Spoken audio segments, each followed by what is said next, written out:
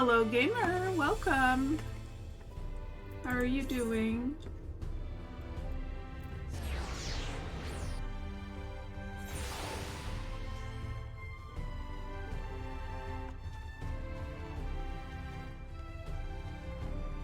I hope my stupid mic is working.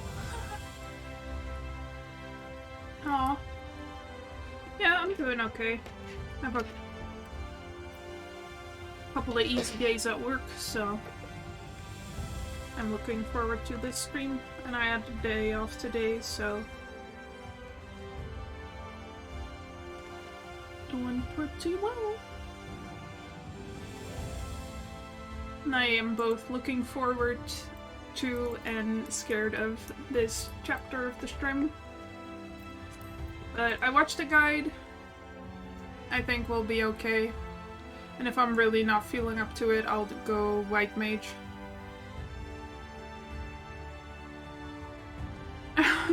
Thank you.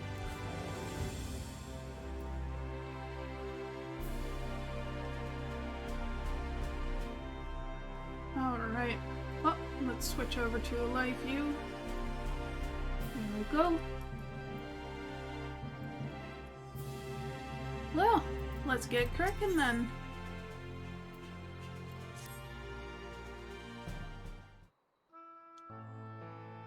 Ah, Mistress Mumafe, will you be venturing forth today? Do be sure to take care if so. Though they say the star shower was harmless, one can never be too careful. But I concede it is not for me to tell the Warrior of Darkness to look after herself. Old habits, you understand. If you just heard a noise, that was Boba jumping up to my, one of my, closets thingies. Not closet, cabinets. She just went super zoom. Well, enjoy being up there, I guess. Ah, Dwashe, how very opportune. Morin! Greetings, my friend. Do you perchance have a moment to spare? Sure.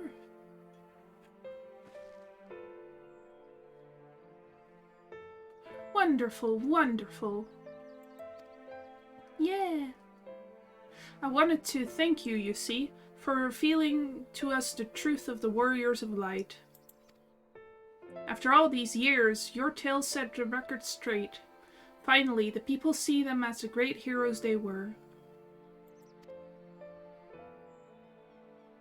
Or the great hero he is in the case of Artbert. You too are surprised to see him, I think.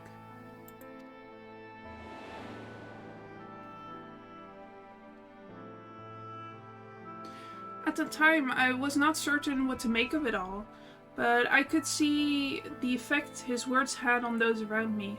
And then the stars rained down from the sky and, well, you know the rest.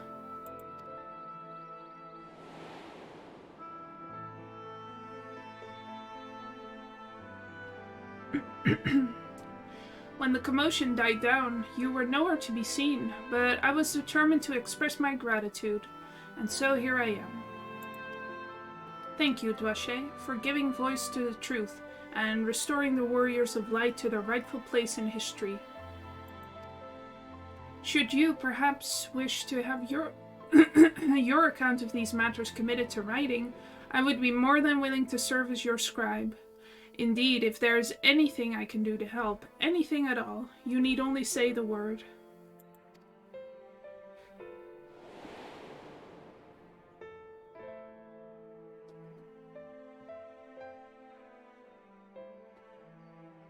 By the way, did you have time to watch the end of last stream? If not, I can quickly recap it for you after this scene.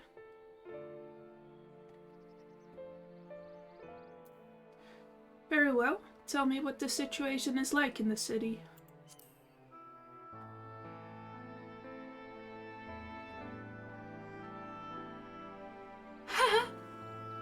Okay. Oh, I can do that after this. The situation in the city. Do you mean the people's awakening as warriors of light? Well, while questions remain about the circumstances surrounding Ardbert's return, history tells us that what took place may not be entirely unprecedented.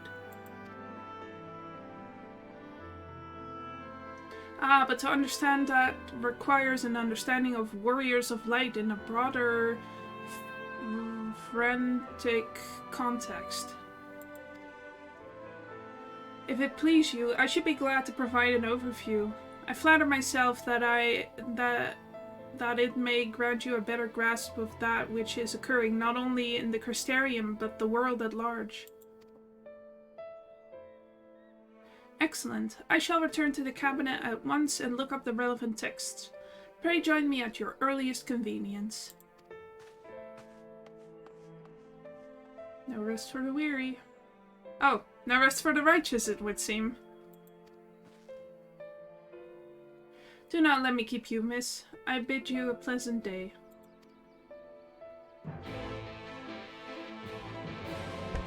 Thank you, Boba, for dropping onto my desk like a nuclear bomb. Alright, let me check what the last 10 minutes of that stream were.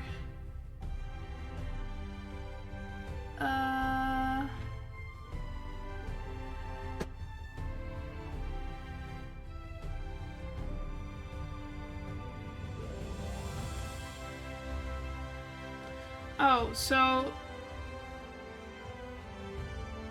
the Exarch was like, oh yeah, we're still working on the soul containers, but we got a good plan.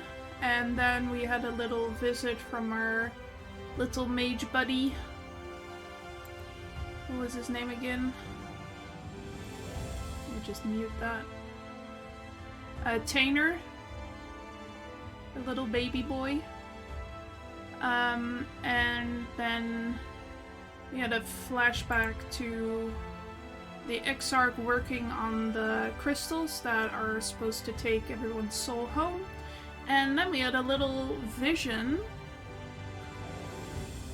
Yeah, so, after that we had a little vision of Xenos walking through Amarot. And it's like, whoa, what is he doing here? But it turns out that that is just a dream he's had all his life.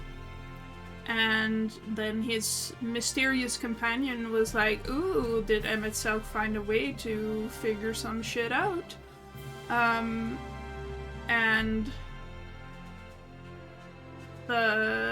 his mysterious new friend then told Xenos about the final days.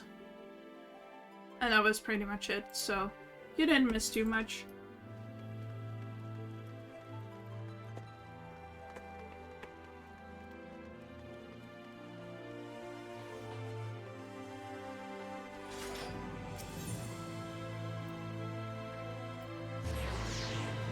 Yeah, no problem.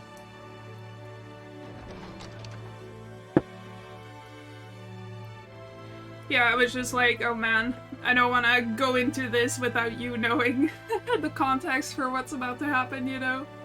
That would suck.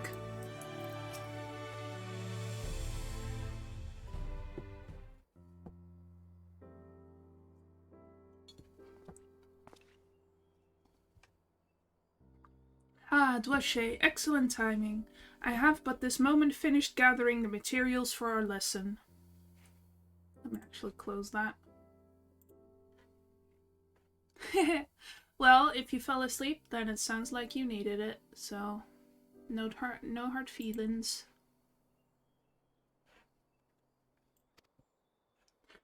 As a great many works make reference to the Warriors of Light, I shall, with your permission, focus only upon the details that seem most relevant.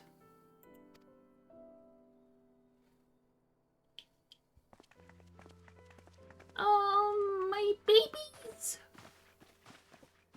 The Warriors of Light, you say? Forgive us, but we couldn't help overhearing.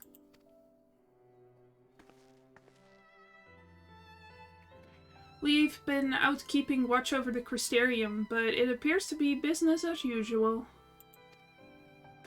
So I thought I'd spend some time brushing up my knowledge of familiars, and Alphinoth volunteered to help. I actually came on a different errand, but I'd be interested in hearing about the Warriors of Light as well.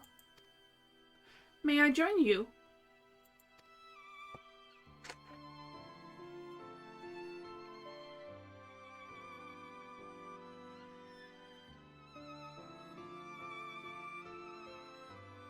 Of course. The more the merrier.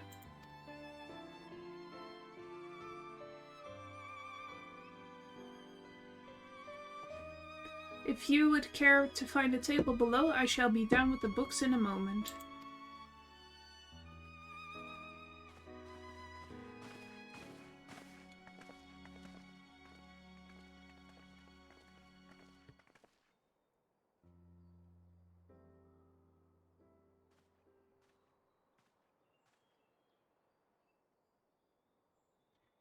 Were one to pore over the annals of Rantic history, one would note the comparatively frequent recurrence of individuals hailed as warriors of light.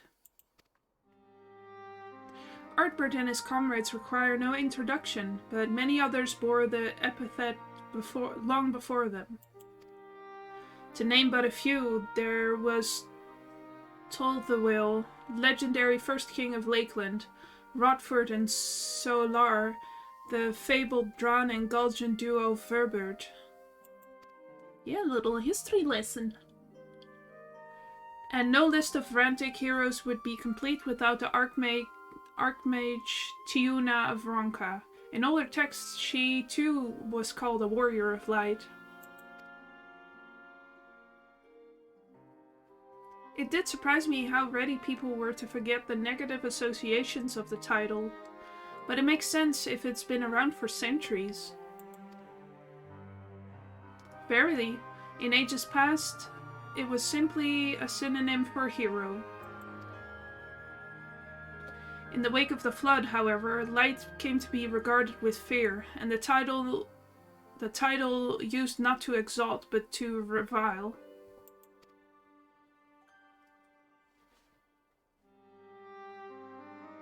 A far cry from its beginnings.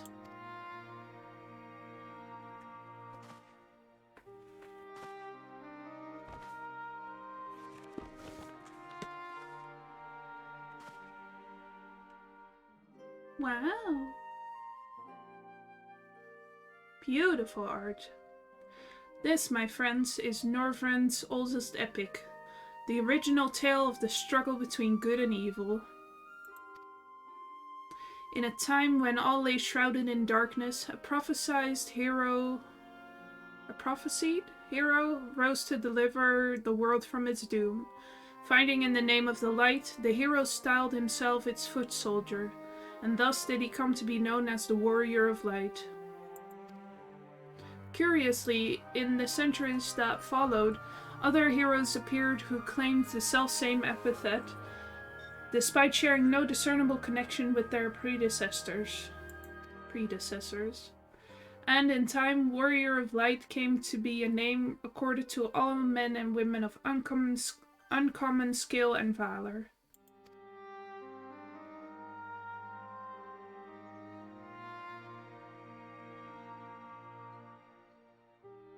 Well, the plot thickens. As you know, the title of Warrior of Light is also used in the source. Though the manners in which individuals have earned it are many and varied, heroes have been honored thus since antiquity. Nor does the custom show any sign of dying out, as you can well attest. It makes you wonder, doesn't it? It surely can't be a coincidence.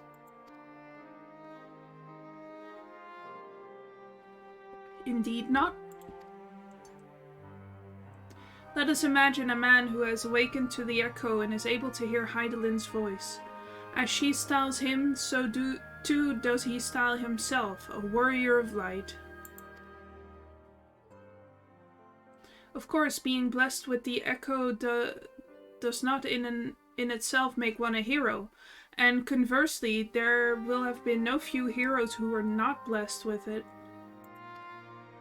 But such distinctions are immaterial to the masses, and over time they came to use the title Warrior of Light and the word hero interchangeably. Sounds about right. It would be interesting to see if the theory holds true in the other worlds, if crossing the rift were that easy.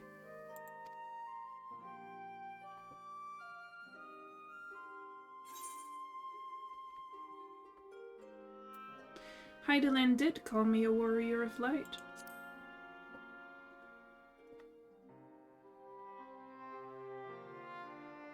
She did? I've never heard her voice myself. But I can feel her presence, perhaps through Minfilia. At any rate, assuming all of this is true, and there's a common thread behind the epithet, I doubt the Asians will have been amused. To have the world at large associate light, and by extension Heidelin, with good must have added insult to injury. Warren's like, what the fuck? What are you talking about? While this discussion is undeniably fascinating, I wonder, should I be privy to it? Mayhap it would be better if I excused myself? Oh, no need for that, my friend. Pray accept our apologies. Your lesson on the Warrior of Light has given us much to ponder. Ooh, did someone say Warriors of Light? Ah!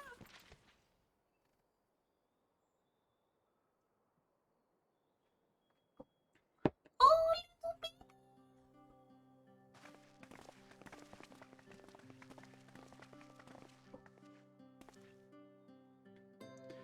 Ricky Tio, are you alright?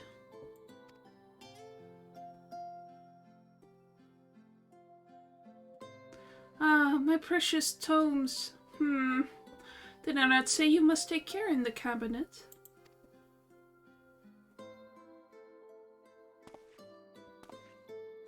You too, Archie, Airwell, Arkiel. We're sorry, Master Morin. Aren't you? The Warrior of Darkness?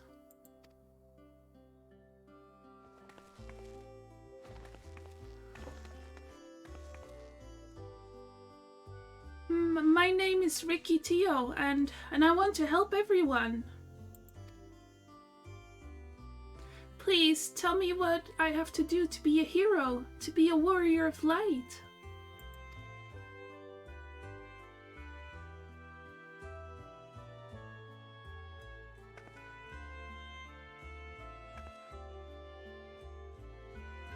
Oh, she's so cute! Just wanna pinch her little cheeks.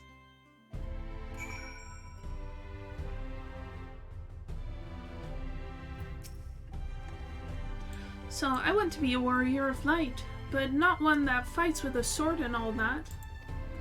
No, I want to be the kind that fights with potions and heals people, an apothecary. And I'm going to help everyone in the Crystarium. No, in all of Norvrend. When I told Arkiel and Airwell this, they said that the cabinet should have lots of tomes about potions. But this place is so big, and we don't have the faintest idea where to begin searching. At this rate, I'm not going to get anywhere. If one knew where to look, one should indeed be able to find treatises on potions here.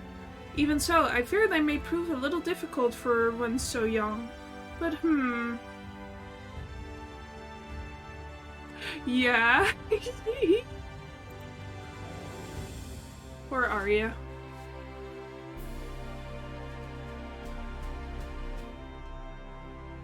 Esteemed warrior of darkness, perhaps you might accompany young Ricky Tio to Spagyrix. Rather than through tomes, I believe she stands to learn more by observing the chirurgeons at their work. Sounds like a plan. It seems we finished here, so we'll come with you. Last one to this Gyrex is a rotten egg.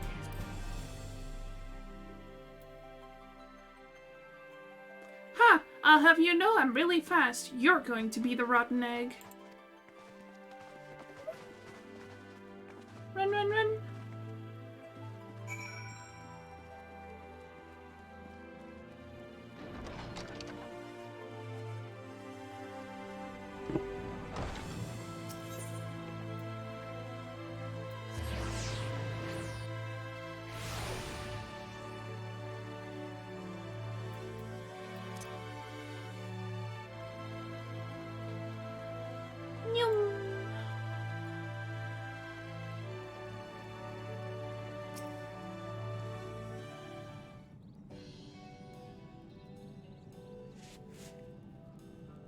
Well now, to what do I owe the pleasure of so many bright-eyed visitors?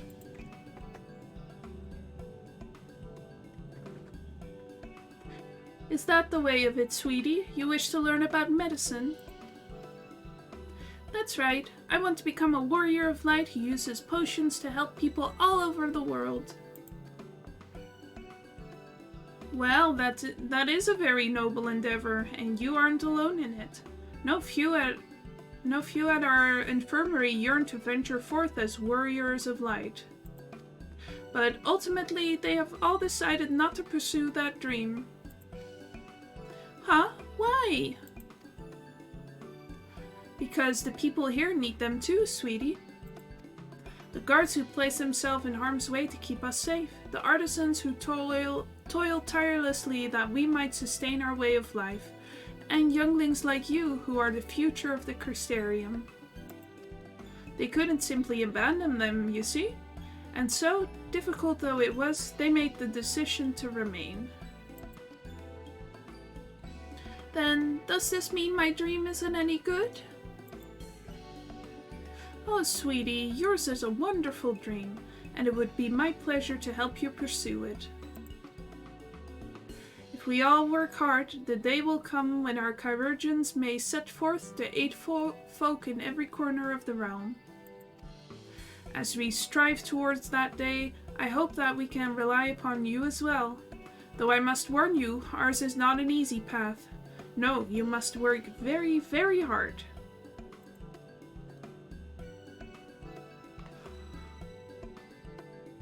Little earwiggles. I'm not afraid of hard work. I'll become the best apothecary ever. Just you watch. Hee, that's the spirit. Without further ado then, may I entrust you with a task? I've placed an order at FFXIV for a potion ingredient, and I would like you to go and collect it. Ooh, an ingredient. Leave it to me, miss.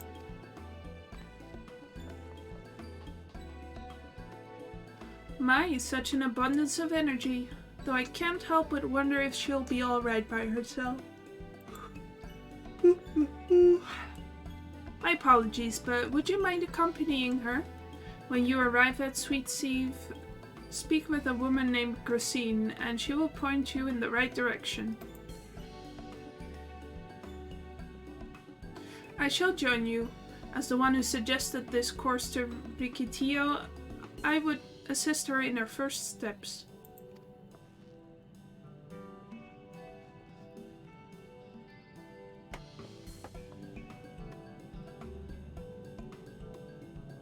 And what about the two of you? Are you coming along too? Well, we do want to become warriors of light, just not the same kind as Riki.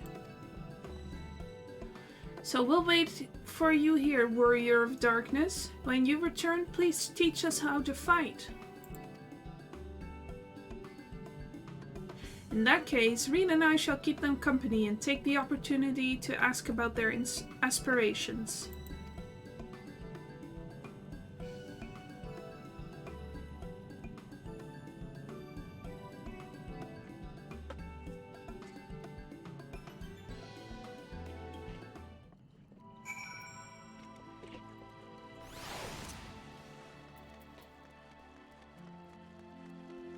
Hanging out in Baby Town.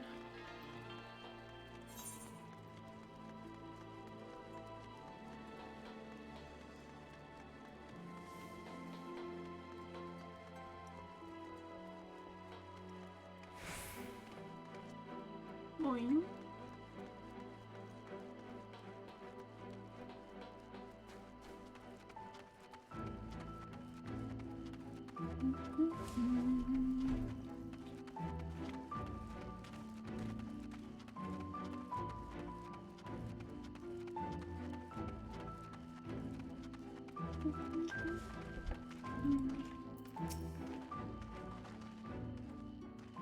If it isn't the Warrior of Darkness herself. May I assume you are with Master Alvino? Right, lest you wonder, Chesamel's order is for grapes. As busy as we have been of late, however, I regret to say we didn't have the time to harvest them. So it was with apologies that I asked Master Alvino and his young companion to help themselves to the fruits on the vines. Perhaps you could lend them a hand? It's the undersized grapes you'll want to pick. They're too small for normal consumption, but suitable for making wine and medicine. Okay. Oh look, she's so small! She's so small.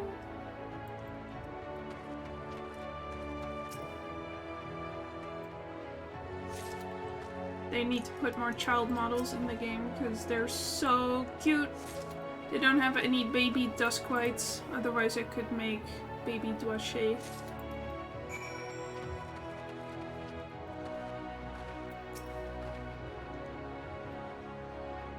Oh, look at her!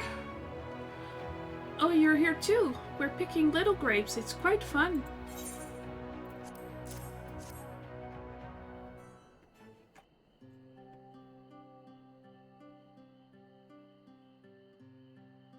Wow, you've picked this many already! Amazing!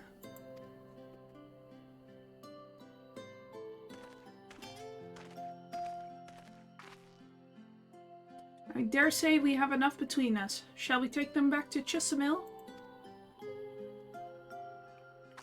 Heh, I can't wait to see what she's going to do with them. Oh, I just noticed, look at how short and stumpy her little tail is. Like a little kitten triangle tail. That's so cute. Tell me, Riki, what made you want to become an apothecary and warrior of light? Why? Well, a while ago I fell sick, really sick.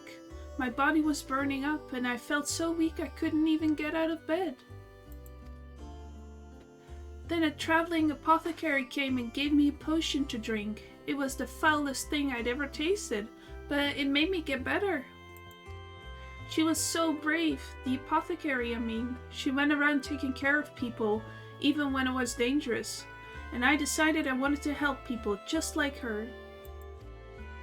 So I started brewing potions out of grass and giving them to my friends. But I didn't really know what I was doing, or if there was anything I could do. I know, right? Then, not long ago, a neighbor told me he was going to become a warrior of light and go traveling the world, helping people. And I thought, that's the same as what I want to do. I see. Out of curiosity, what did your neighbor do in the end? Vaylor? I haven't seen him for a bit, so he must already be out there looking for people to help. Oh, it's one of the dudes. Yeah. Vaylor, one of the guards awakened by the star shower.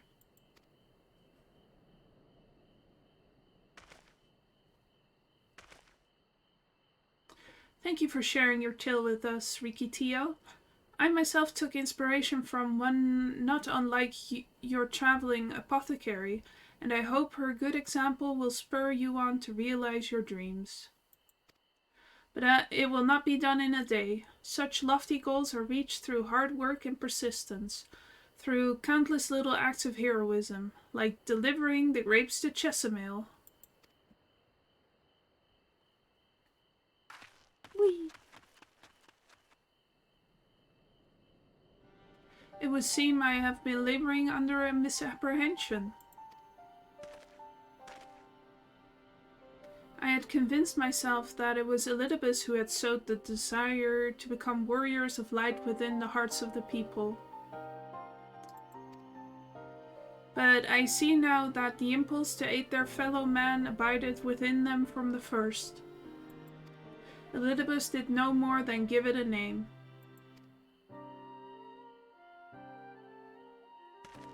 Yeah, he is. Diplomatic little man. As he so kindly proclaimed, we must return to our own world ere long. With the Exarch laboring tirelessly, I doubt not that a way will be found. Yet I believe I speak for us all when I say I cannot leave in good conscience, not until we've dealt with Elidibus.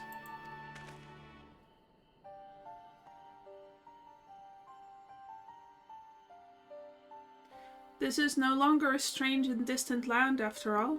Northrend has become as a home to us, and her people our own.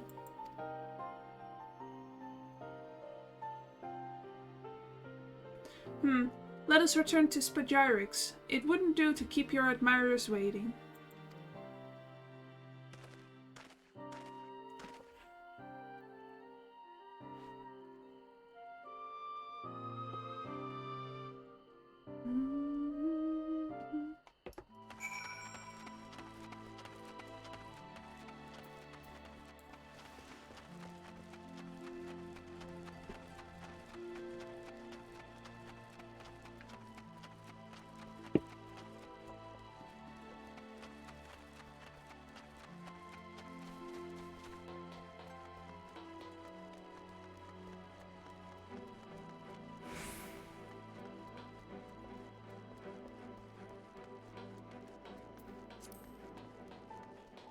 Tippy tappin'.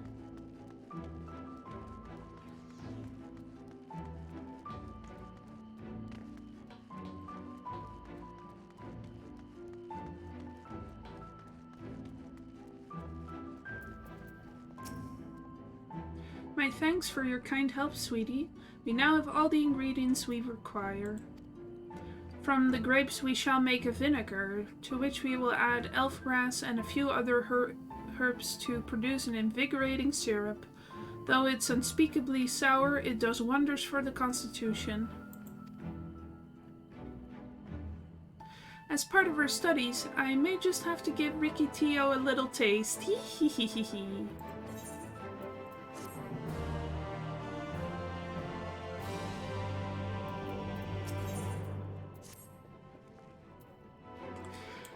Warrior of Darkness, if you finished helping Riki, won't you show us some fighting? Not play fighting, but honest to God's fighting.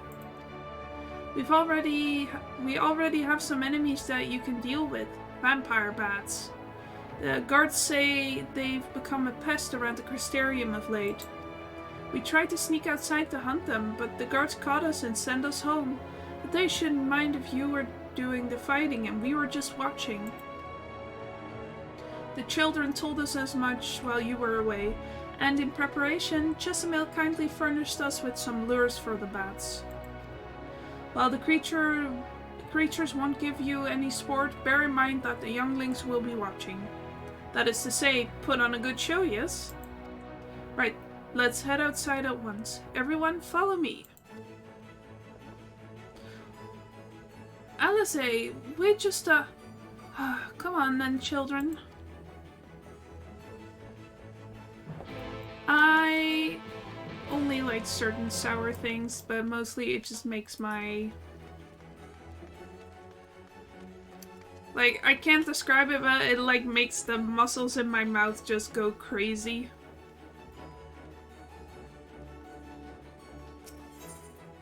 And I don't like that feeling.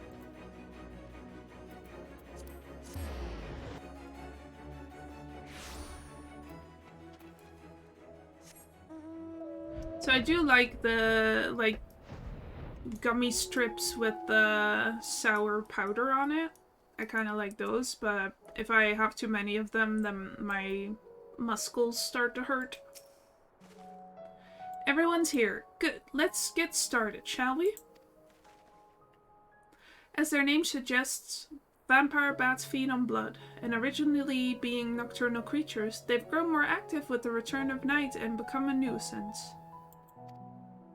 Oh yeah, I don't like drinking carbonated water. Well, to draw them out, we'll use Chesimil's lures, which work by exploiting their heat-seeking behavior. The bats are wont to nest under the eaves, so you are like to attract more if you place lures near buildings. I have here 6 lures, 3 each for you and me. As proof of a successful kill, I want you to gather up their fangs. Whoever collects the most is a winner. Oh, you're hunting too? Yes, well, there's nothing like friendly competition to bring out the best in Dwache. Anyway, while we hunt the bats, the 2 of you are to stay with Reen. She's really strong too and will keep you safe.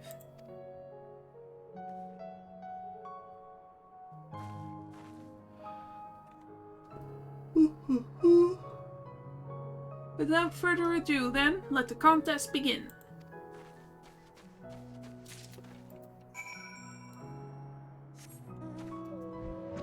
Whee!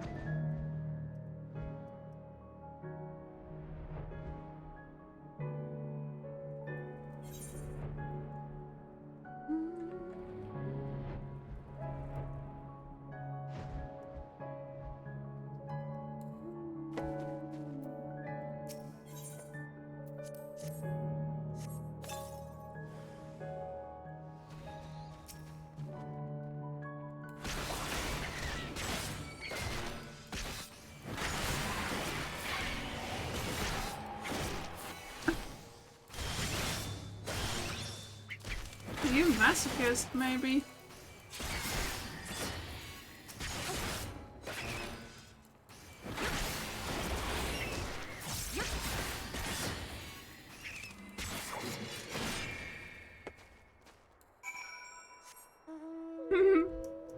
Or is that way out of line?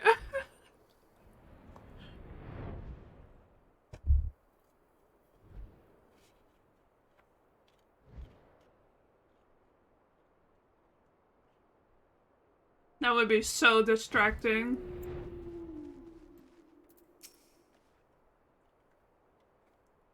Well fought, Dwache. The children were hanging on to your every move. As was I, to be honest. Though I know the tally, may I see your fangs for a good measure?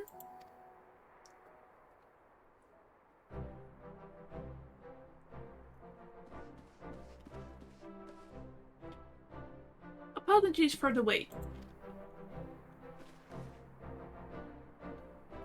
My thanks, not a bad haul, even if I do say so myself.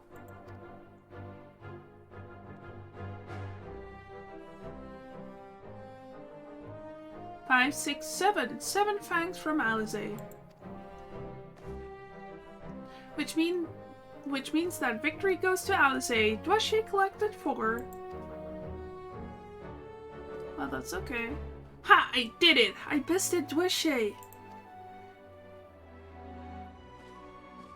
In another goddamn life, you didn't even try, did you? And here I was taking it seriously. Spare me your pity next time, will you? Come on now. So, children, you've now seen the Warrior of Darkness in action. What are your impressions? She's incredible, miss. The bats were down before they knew it. Our guards are strong, but the Warrior of Darkness is much, much stronger. We want to be just like her. Good. If you're looking for an example to emulate, you might as well pick the best. I want you to remember how you felt when you watched Dwashe and train hard. Keep at it for long enough and you'll be strong too. If you don't mind telling us, when did you decide that you wanted to become Warriors of Light? Well, when we were listening with everyone when Artbird appeared, but I've wanted to be strong since before I came to Crystarium. The Sin Eaters killed my father and sister, see? And I promised myself I'd learn how to protect people one day. Like Artbird said, this is our home. We're the ones who have to protect it. We're the ones who have to rise up as new Warriors of Light. What about you, Arkle? Me? To be honest, I'm still not sure what I want to do. But if my friends were in trouble, I know that I would want to help them. And I want to go on adventures with them, see the world together. That's a wonderful goal. You really think so? It's hard to explain, but it's something I felt when I saw the star shower the other day. I felt as though there was something I'd lost and that I had to go out there and find it.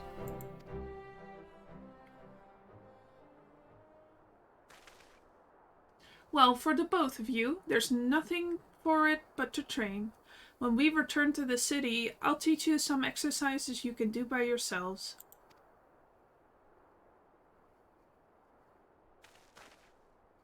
Thank you for showing us your fighting skills, Warrior of Darkness. We'll never forget it.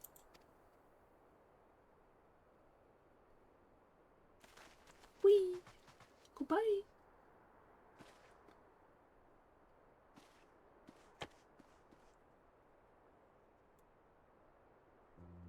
I understand how Arkle feels. The star shower didn't awaken me to Heidelin's voice, but that vision of the final days of Amarat burning. It filled me with sadness to the very pit of my being. Things I once knew, people I once loved, promises I once made. It felt as though long-forgotten memories were dancing at the edge of my mind. But when I try to focus on them, they simply fade away. An effect of having a fractured soul, I shouldn't doubt. But lest you worry, I'm perfectly happy to remain fractured and have no intention of donning an Asian mask. I just wish we knew what Elidibus was plotting.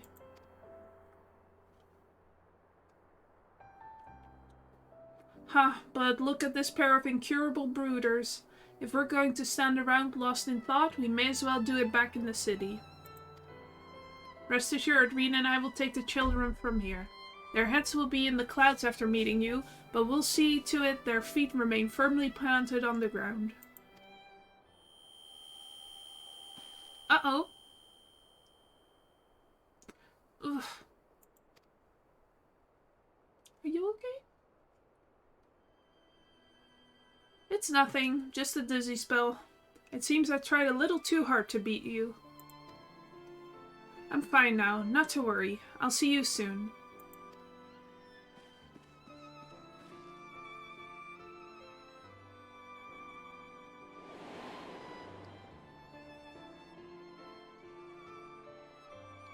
As you ponder Alisaie's words, you are taken by an urge to revisit the scene of that fateful meeting.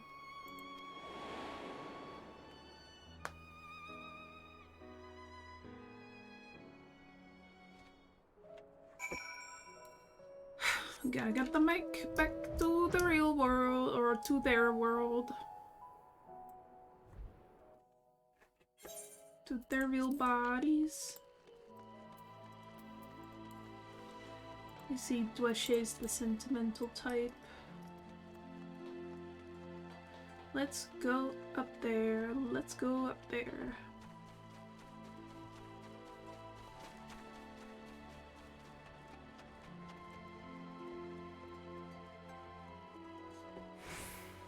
One brings shadow, one brings the light. Two toad echoes tumbling through time.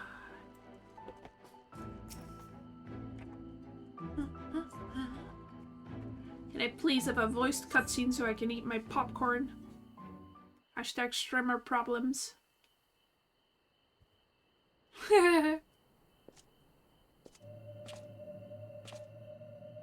Mm-mm.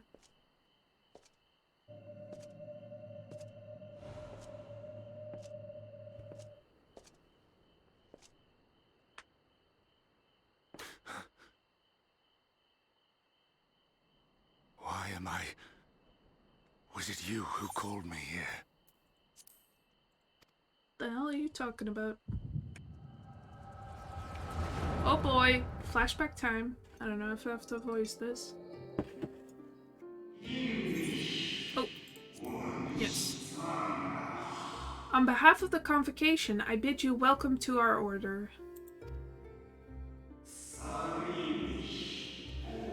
At times you will stand with us, at times you will stand against us. All that you might steer mankind and the very star upon their true course. For yours is the seed of Elidibus, the emissary, and by this name shall your every action be guided.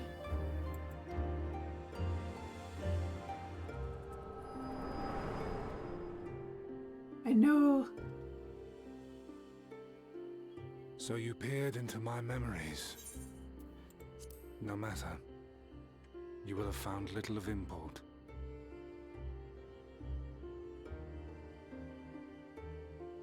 But I see you intended to summon me here no more than I intended to come. The fault is mine. Such is the burden of hope.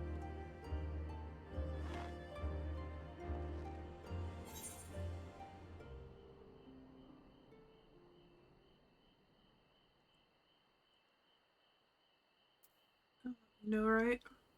Give back Ardber's body.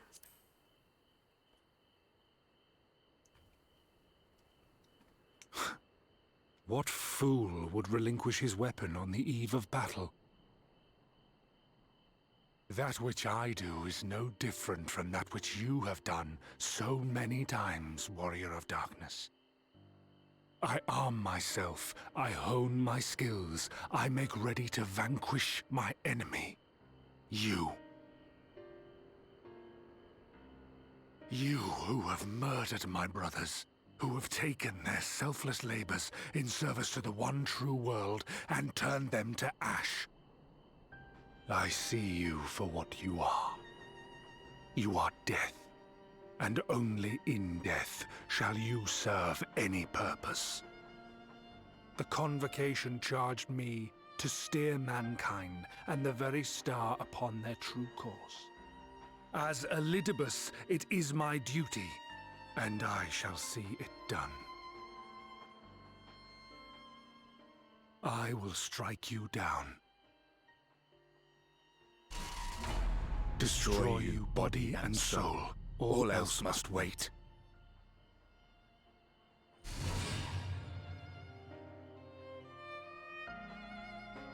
Ere long I will come for you, warrior of darkness, and I will save the world.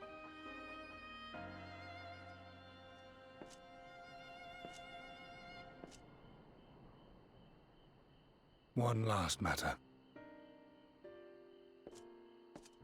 I bore witness to your final struggle with Emet-Selch.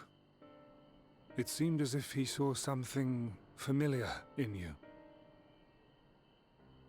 As if he mistook you for another.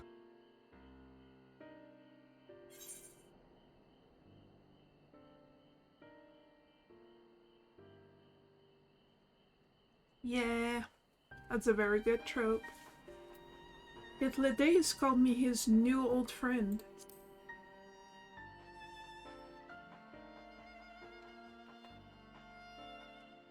No. I recall not of whom he spoke. Mayhap I never knew you. Or mayhap it is another fragment lost. Ah, I wasn't aware you already had a guest. If the conversation is constructive, I shall not intrude.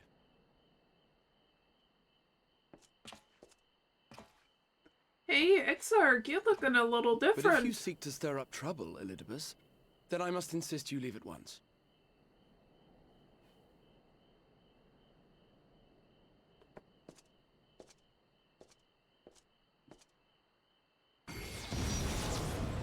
Bro!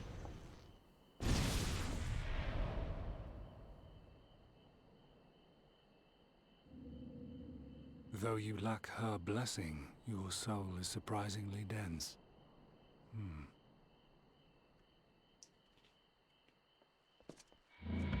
You try to rip his soul out of his body? Worry not. I seem to be unharmed. That sounds like an insult. This is my own doing. The consequence of my recent exertions. It is the Tower's way of compensating me for the demands I have placed on it.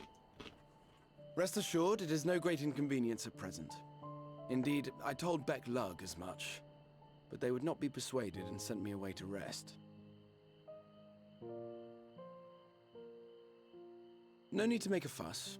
Strange as it may sound, I consider it something of a badge of honor.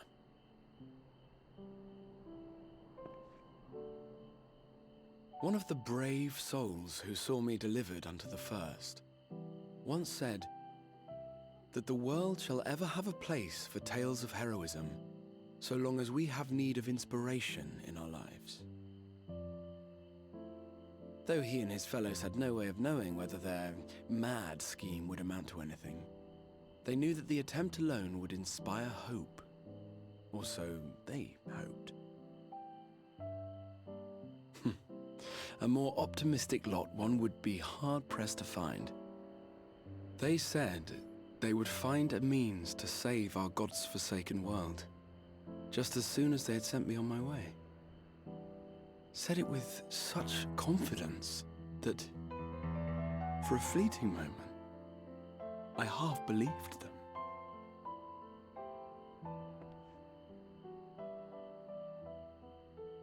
Such faith, such courage in the face of unrelenting despair.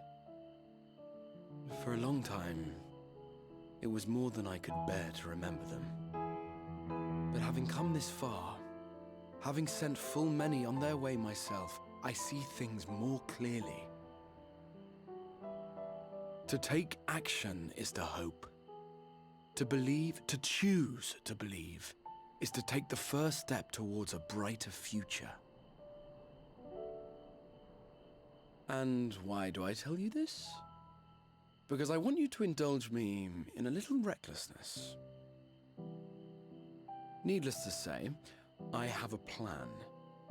And when all is said and done, I will ask yet another favor of you.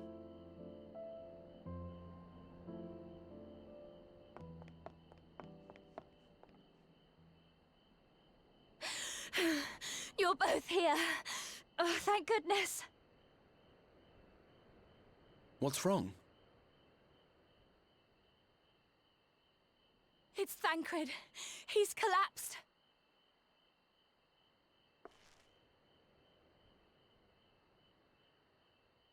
Ruh-roh. He's been here the longest. Oh no. The fates seem determined not to allow us a quiet moment. But come, let us have the details from Reem.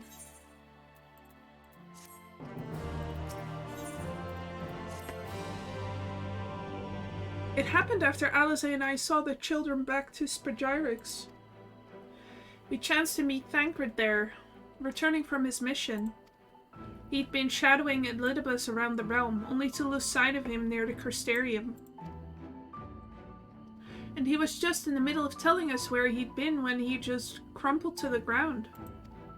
The Convergents are looking after him now, with Alphino standing by, just in case his healing magics are needed. Since I couldn't do anything to help, I thought it best to find you, and the guard at the Exedra told me where to look. I see. It cannot have been easy leaving Thancred's side. My thanks for bearing word to us. Come, let us hurry to Spagyrix. Come on, Thancred. Boing. Reminds me of Ishgard. Feel right at home. You're out of touch, I'm out of time, but I'm out of my head when you're not around. You're out of touch, I'm out of time.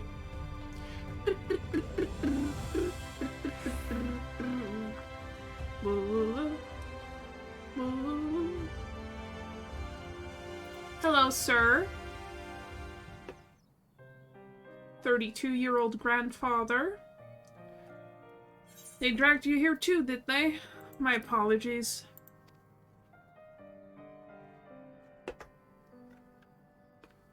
I'm glad about that. How do you feel? Embarrassed, but otherwise well enough. I won't be staying overnight. This episode was not the result of any injury I could find. Thancred's ether, however, did show signs of instability, and I did what I could to calm the fluctuations. And all of this happened without warning? Not exactly. You will doubtless recall the time Urianger nearly drowned and I gallantly went to his rescue. When his water-walking charm failed, he was tired, as were you when you got back. We were both spent, yes, on account of which you begged us to rest, which, in retrospect, may have been a good idea. You think? The fact is, I've been experiencing regular bouts of lightheadedness ever since, but there was no actual feigning until now.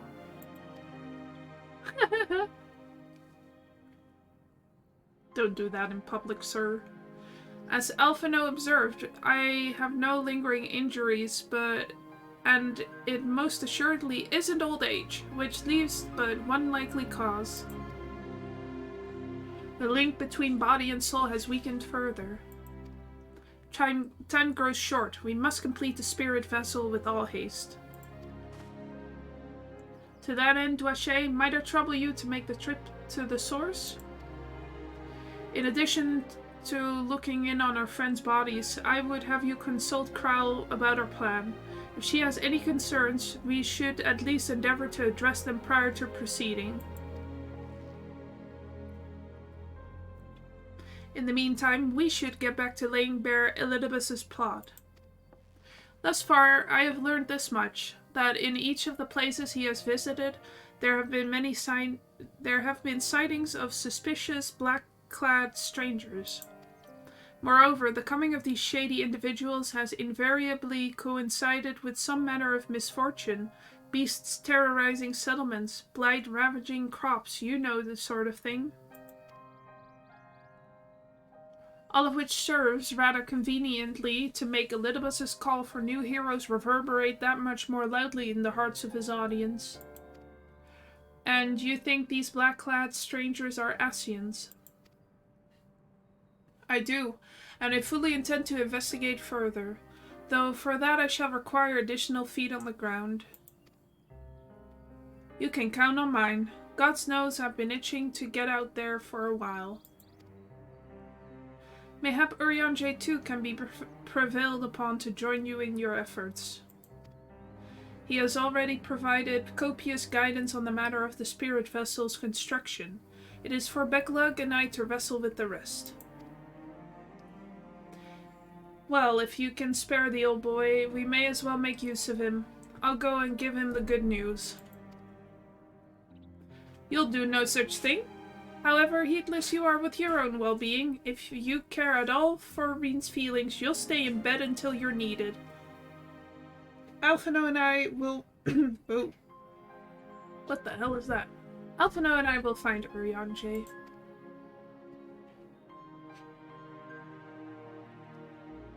Bed rest time.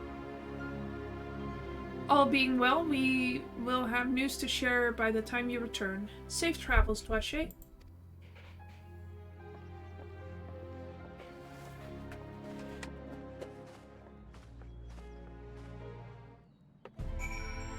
My back itches.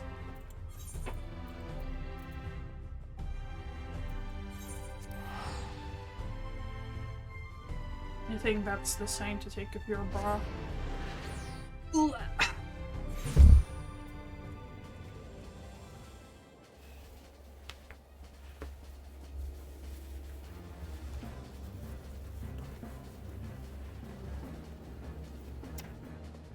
Get that shit out of here.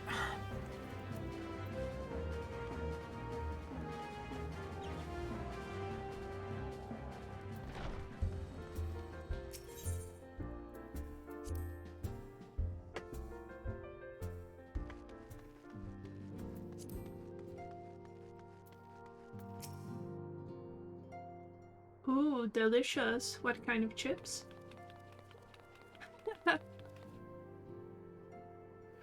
Dwache, what excellent. I mean, awful timing. You see, our friends, they've taken a turn for the worse. Ooh, that's nice too. Kral's hardly had a moment's rest these past few days.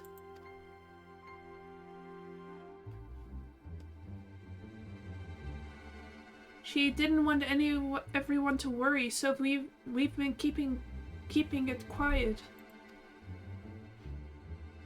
Oh, but listen to me. I call myself a receptionist and I haven't even bothered to ask you why you're here.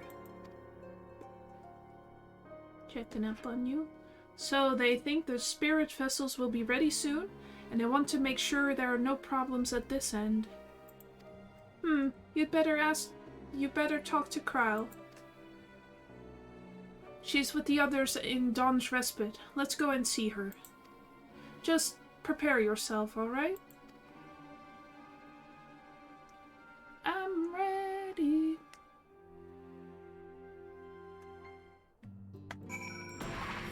Oh, that's not the button I wanted to press. Sorry for blasting you, Tataru.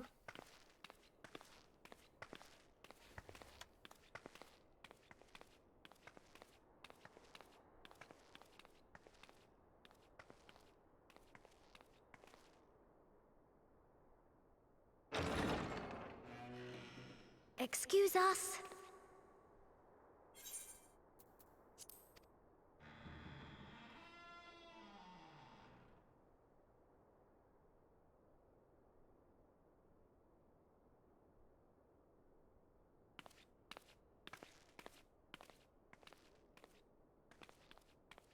This way.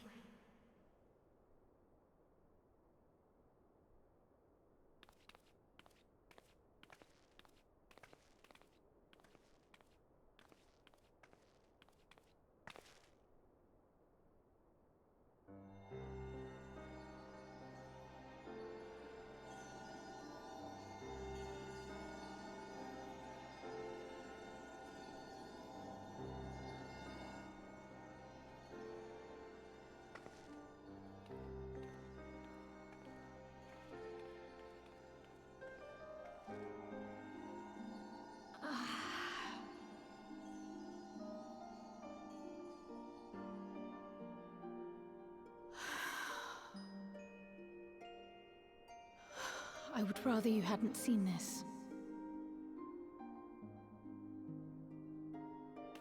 I'm sorry. We have urgent tidings.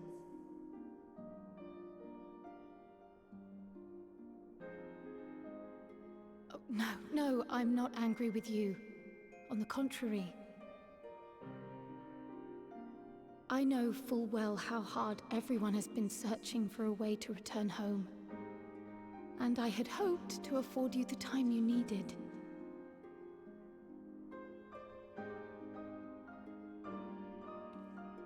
But given our friend's present state, perhaps it was for the best that you came.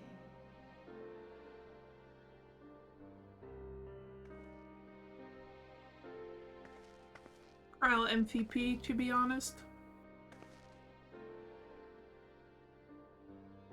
Stiff and cold, all of them. As if they were made of wax. Barely alive at all.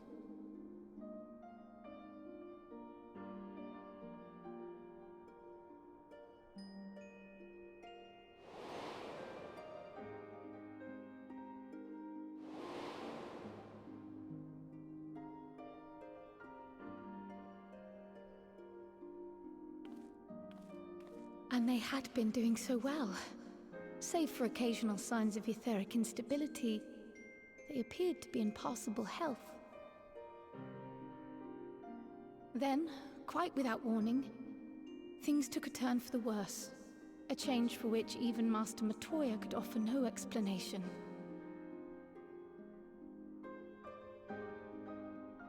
She could only remind me that the soul is yet an unknown frontier, and that much and more lies beyond our ken.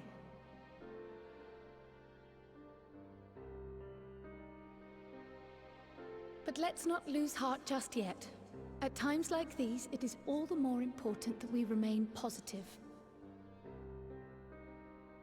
Why? I but this moment succeeded in quelling a fluctuation in Thancred's ether. And while the others have weakened, they have remained relatively stable. I believe I may leave my post for a moment. So come, let me hear your tale outside.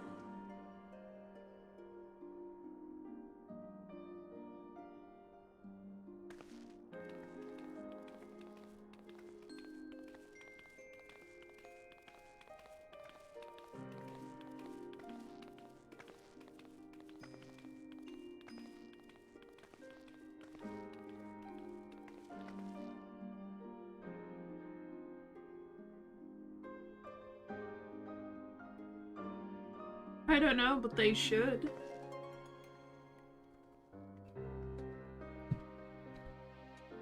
I've never seen it, but I don't doubt that it exists.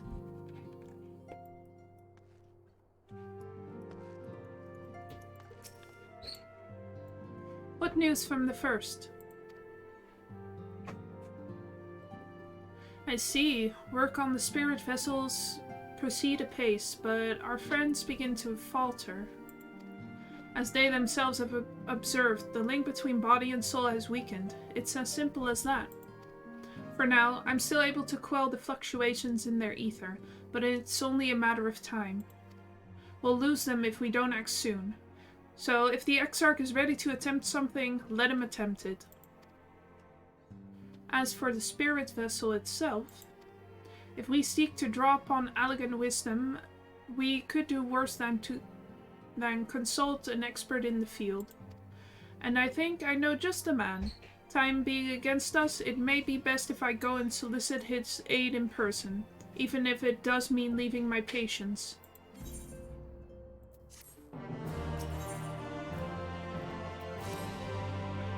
Dwashe, could you spare a moment while Kral goes and finds this expert of hers, I mean? There's a gift I was hoping to send to our friends in the first, you see, and since we might be waiting a while, I wondered if you wouldn't mind giving me a hand with it. My first attempt turned out well, so now I'm going to make it properly. I'll be in the kitchen at the House of Splendors. Meet me there. Well, I'd better be off too. I shall see you soon, either here or at the house, depending on how our patients fare in my absence.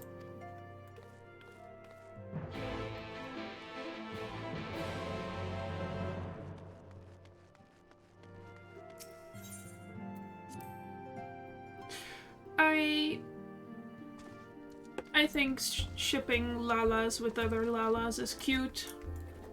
I think it gets into some weird territory if they're shipped with any other kind of person in this game. I don't like that.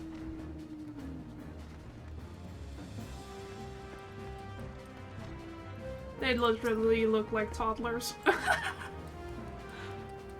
There you are, Dwache. As I'm sure you've guessed, the gift is a bit of home cooking.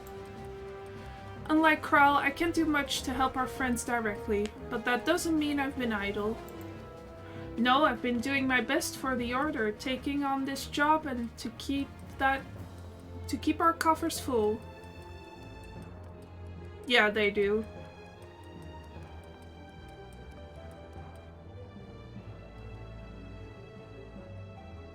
But if you see a Lala in their underpants, it's literally baby body, and that is just like, no thank you.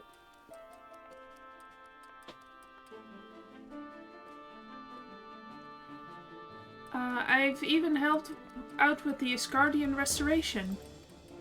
And in the course of all this, my culinary skills have come out quite a bit. So I thought, why not make something for our friends? It's baking in the oven even as we speak. Shouldn't be long now.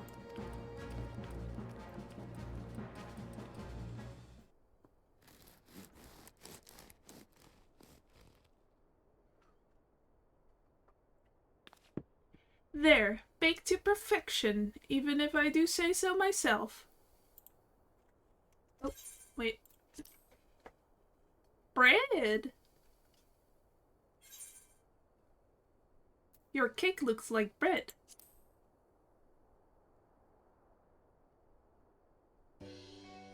It is bread, silly, and not just any old bread.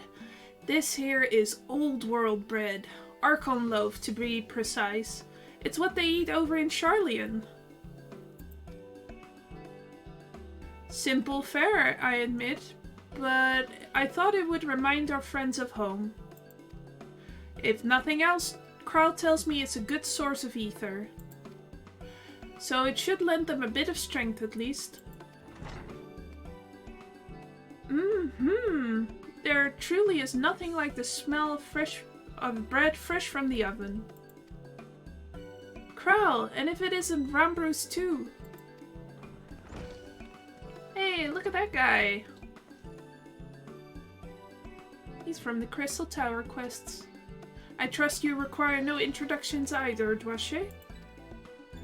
Greetings, my friend. Full glad am I to see you well. I confess I have a mom-long list of questions to ask you, but I will endeavor to contain my curiosity for the present. I understand our mutual friend is struggling with the application of certain elegant technologies. I've been keeping Rambrus apprised of events in the First. Suffice it to say, he knows about the Exarch. Waha. If anyone alive can provide insight into this matter, it's him and his fellow sons. Loath as I am to disappoint you after so glowing an endorsement, memory transference was the sole province of Allegan royalty, its mechanisms closely guarded secrets. If any records of them remains, we have yet to find it. To wit, I regret that I can offer no solution to your problem. Which begs the question of why I bothered to come here, empty-handed as I am. The answer being, rather brazenly, to ask a favor. I would have you relay a message to our comrade. To the Gwaha of the future? Tell him that we never doubted him. Oh! Never doubted that he would achieve all that he said he would. Those of us who remain behind have yet to play our part. But when the time comes, he may rest easy in the knowledge that we will most most assuredly do so. And then the tower shall shine once more as a beacon of hope, in this world and beyond. So tell him that we consider his duty done, and that he should follow his heart now. Forgive me, but do you say this to discourage him from overexerting himself, or to encourage him to hold nothing back? That is for our friend to decide, but either way, I dare say a certain someone will be unimpressed. Well, there you have it, Washe. If you would be so good as to see Rambruce's message and Tataru's bread to their intended recipients, along with my report, of course. Krile, before I wrap the bread up, would you mind giving it a try, just to make sure everything is as it should be? But of course, I'm always happy to lend my taste buds.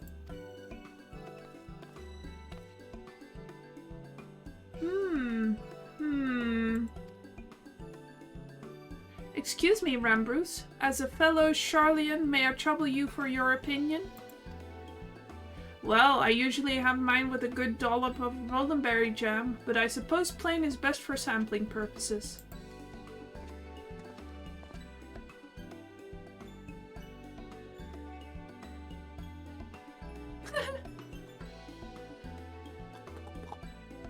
I see. Oh no, is it that bad? It is indeed, Tataru. Dense and unpleasant, exactly as it should be. Ah ha ha, just so, the very taste of home. As you might expect, our countrymen have amassed a wealth of culinary wisdom from every corner of the world. But our native cuisine is, shall we say, a little lacking. In Sharlayan, the majority regard food as a source of nourishment rather than an enjoyment. Save for those few who actually research the culinary arts, we pay little heed to the niceties of taste and texture. Yeah, exactly. It was against such a gastronomic landscape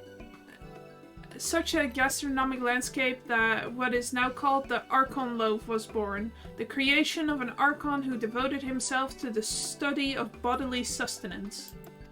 In order to maximize its nutritious value, he incorporated copious quantities of pulverized fish and vegetable matter into the dough, all with nary a care for those qualities which make bread enjoyable. The result is a flavor that continues to defy description. Good lord. Yet for its many shortcomings, the loaf's nutritional value cannot be denied. And being a damnably convenient way to cater to one's bodily needs, it quickly found an audience amongst busy scholars.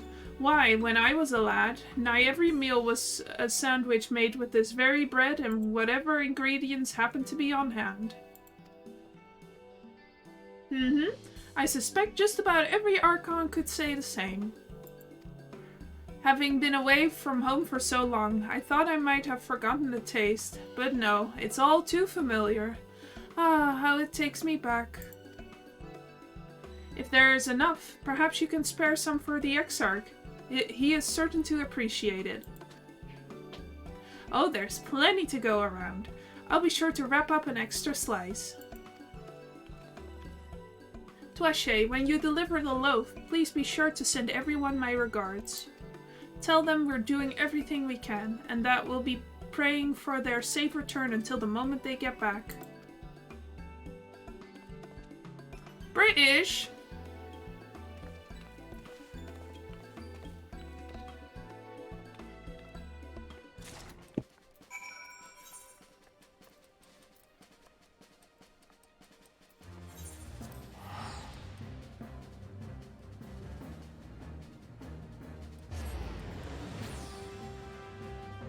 Gonna give Catboy his enrichment.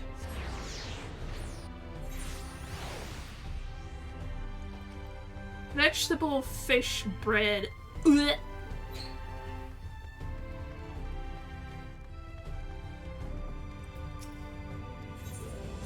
enriched meal. Like letting a cat chomp on broccoli. Welcome back, my friend. How was your journey?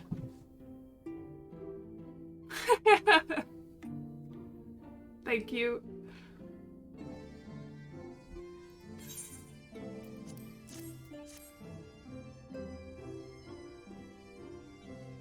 By the 12th Archon loaf. However did you come by this? I swear it had come straight from Charlian. Charlian? Whatever. Rambrose said that, did he? His words are very nearly as heavy as the bread, but I appreciate the sentiment. Oh yeah, that binge sits like a brick in your stomach, no doubt. Should you have the chance, you may tell him that he needn't worry. That which I seek to do, I do of my own volition, and with all my heart. In pursuing this path, I fully expect to earn the censure of our friends, and to deserve it, but I shall forge on regardless. Hey, Catboy, stop fucking around. Forge on as you yourself did when faced with a similar predicament. So I ask that you have faith in me, in what we do. But we were talking about your journey. Before the others arrive, I would hear how their bodies fare. Oh, and the bread I shall save for later. Though it has been many years, I have not forgotten the feats of mastication required to consume it, nor how unconductive they are to conversation. It's like rubber, you gotta chew on it for like 5 minutes before you can get it down your gullet.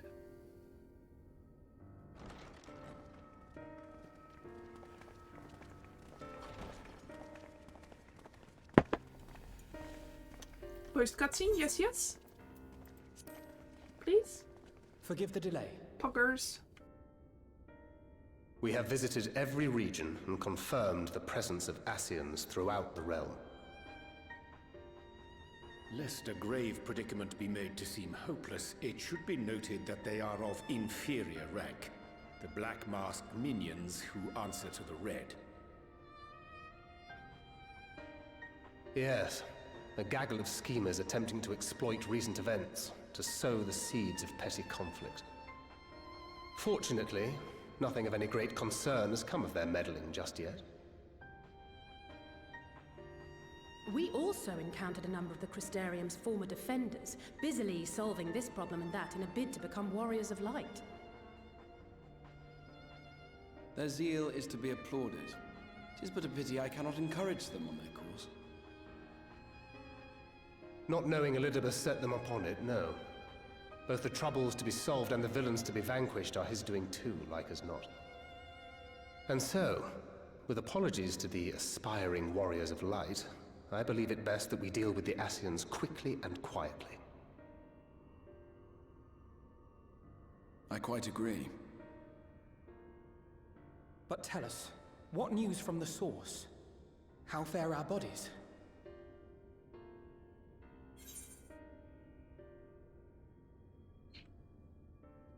I'm sorry, but things have taken a turn for the worse. Sorry, guys.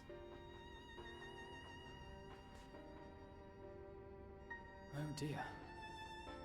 Then we must redouble our efforts. Not that we've ever stinted in that regard.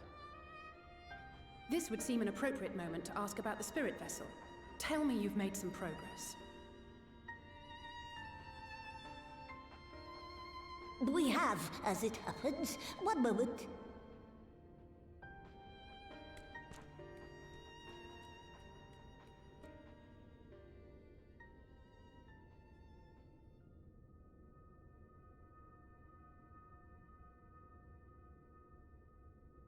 The red stones. Then this doth mean... For the benefit of all, permit us to explain. As you will recall, using white auracite as our starting point, we fashioned a vessel for mind and memory both. Yet, though it served this purpose admirably, the process of imbuing it with one's complete essence proved a somewhat thornier proposition. Simply put, the memory would not accompany the mind. And so, we looked to the Allegan's mastery of memory transference for a solution.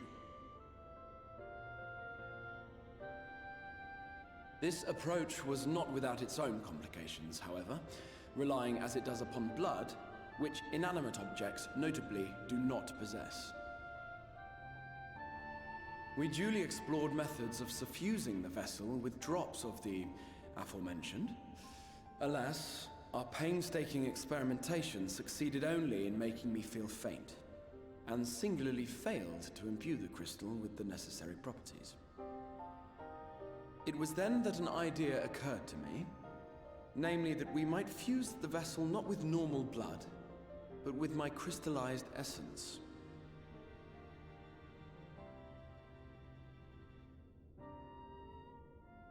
You're doing this for our sakes. So far be it from us to complain. But don't think we haven't noticed what's happening to your arm. It falls well short of offering up my life in exchange for yours, which was your only stipulated prohibition, as I recall. And it is but a small price to pay for delivering you home. You're tearing chunks out of yourself? Assuming it works. We shall soon know if this grisly addition will serve as a suitable conduit for the subject's memory. Though not soon enough to warrant your waiting. The test is like to take a while. Let us be off then. We have Ascians to attend to, among other things. Forgive me, but I count 6 vessels, and there are only 5 of us. One is for testing purposes. I will personally use it to see whether the crystal functions as it should. And if it does, wouldn't that mean that your soul could also return to the source?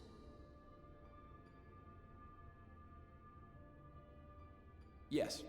In theory, at least. But there is a distinct difference between your circumstances and mine. While your corporeal forms want for souls, my past self does not. Mayhap our essences would blend, or mayhap they would curdle. There is no telling what might occur.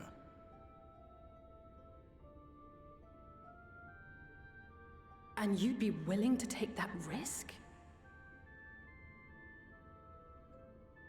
I would. I see.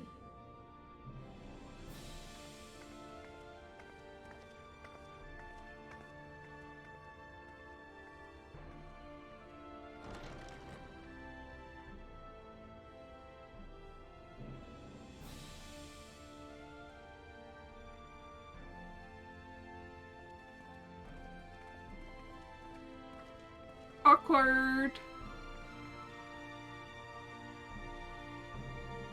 Time to rip the soul out of Capazigraha.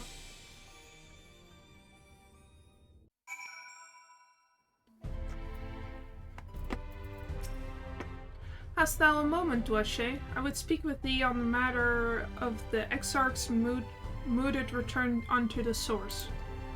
Thou wilt have observed that our friend spake not in certainties, yet if Becklug hath the right of it, 'tis possible to predict the outcome of his plan with some confidence.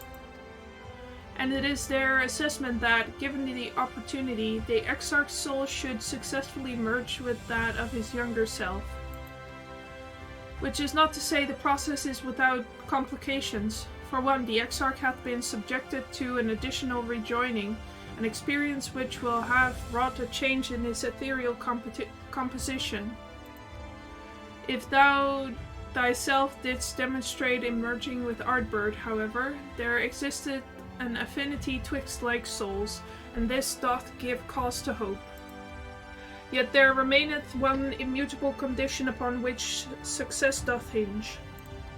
The Exarch must needs recognize his past self as simply that, himself. As our recent travails have demonstrated, memories are essential to the soul. Any discrepancy in the former may feasibly cause the latter to spurn its former flesh. 'Tis a seemingly simple yet complex problem. For nigh on a century, our friend hath striven only to deliver this realm, to deliver thee, and to that singular end did he cast aside his very name, that he might assume the mantle of Crystal Exarch. Henceforth, none can say what choices our friend will make, but I thought it only right that thou be made aware of these truths. Okay.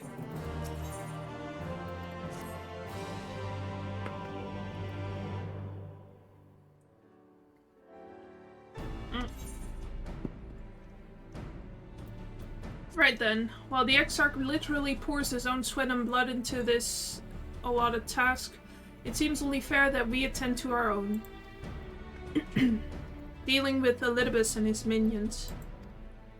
Just so, and there is one other matter.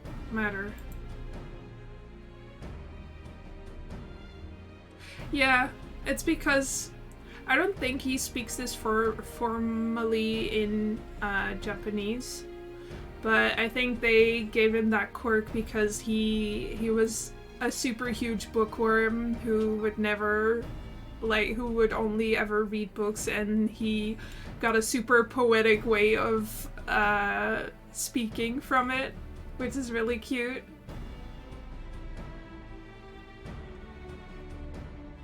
It's adorable. In light of her deteriorating health, Y'shtola should not be left alone at Anaider. Might I trouble you to visit her, Dwache? See that all is well.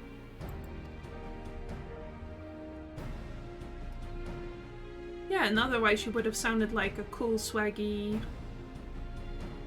transmask elf. Which would be a cool thing to sound like. I would go myself, but I think she might be safer in the hands of one less prone to collapsing.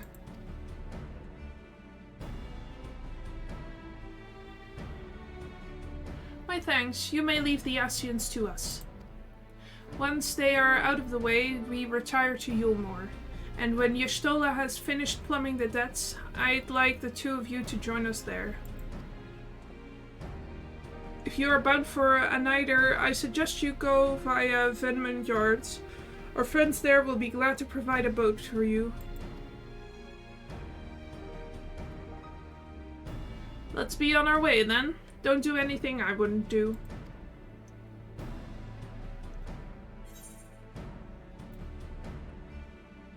I have a delivery from the source, Kupo, courtesy of one Totari Taru.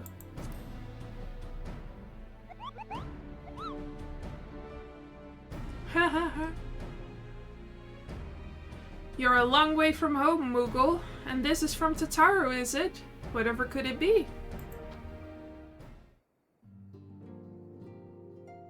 Archon loaf, thou sayest? Why, even to hear the name doth transport me to times long past. Bread from another world. May I try some? Mayest thou, child? Thou must! That said, though I personally disagree with the consensus, I do nonetheless advise thee to temper thine expectations. Wiser words have never been uttered.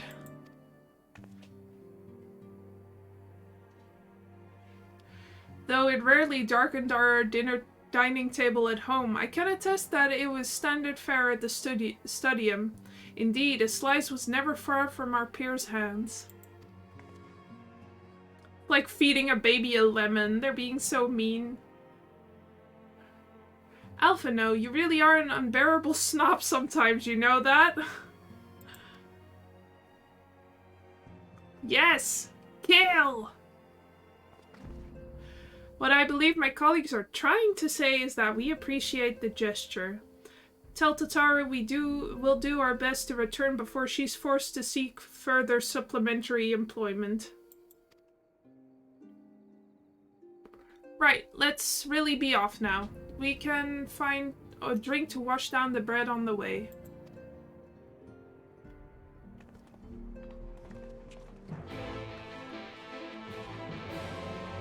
Haha, Reen, eat this Arkham bread. Haha, she made a funny face. Take a picture.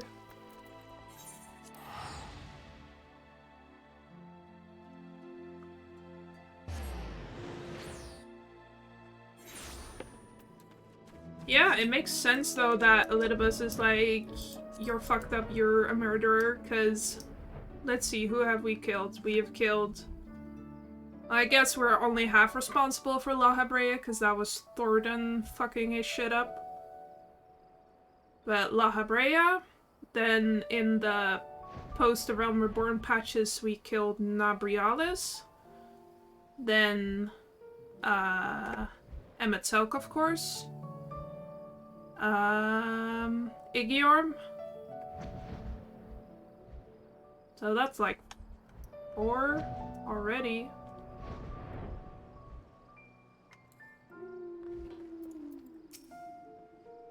Oh ho, if it ain't the Warrior of Darkness herself. What brings you to these parts? Heading out to sea, eh? But of course we'd be happy to help. Just say the word and I'll ready a boat.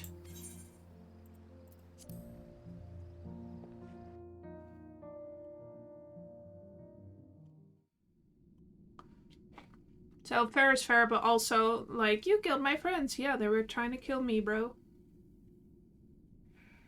Sorry, though. Oh no! You're still there. Hey. Excellent. I had intended to speak with you alone. Why?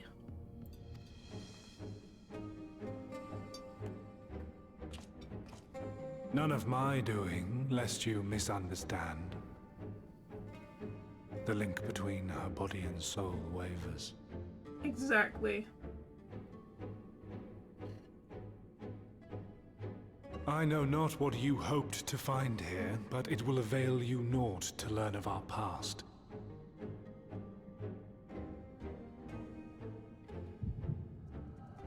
Or flashbacks!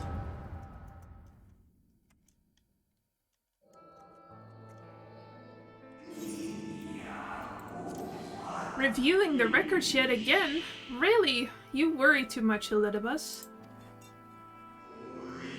This dedication to your duty verges on obsession. To think some thought you ill-suited for the role. How wrong they were. But come, turn your gaze outside the window, my friend. The rains have ceased, and we have been graced with another beautiful day.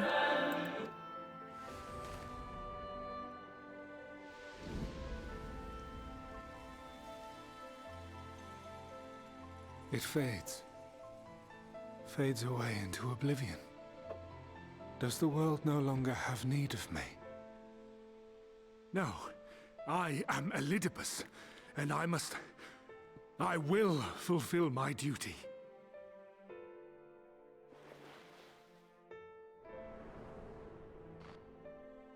Who's that guy? Sundered though you may be, you fought for the world's salvation. For hope. Hope.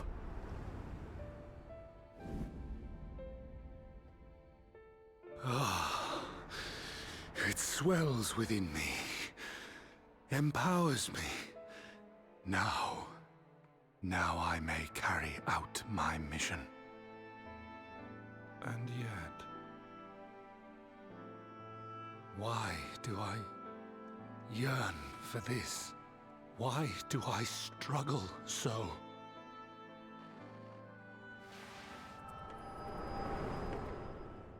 You don't remember?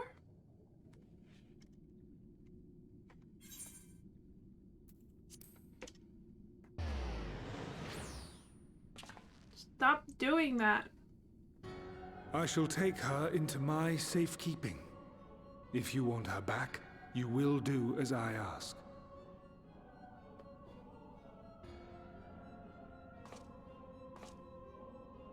Show me your strength.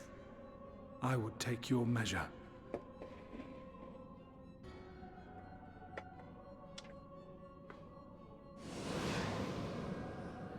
I have prepared a suitable arena. You need but ride the flow of ether.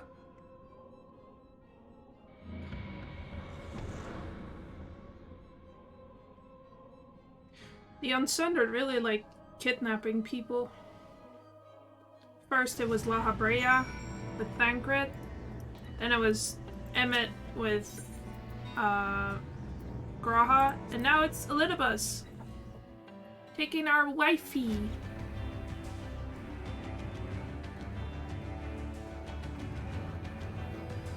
Oh, we're back in Amarot. Fuckers! I love this place. That's so cool.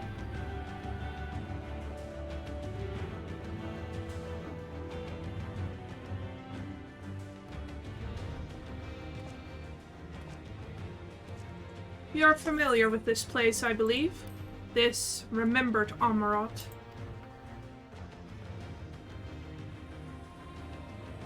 Proceed to the capital. I shall return your comrade to you there.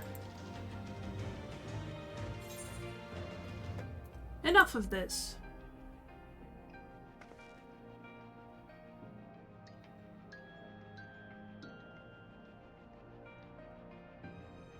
You speak as if you were disappointed in me. Why?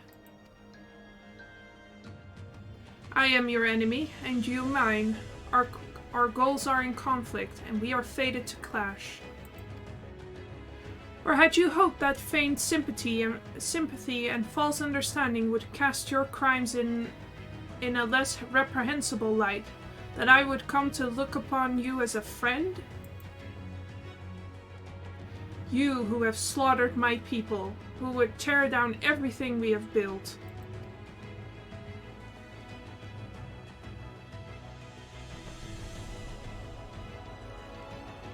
You do not deny it then? Very well. Let us change the cast of this ritual, of this trial. You will know what you have stolen from us.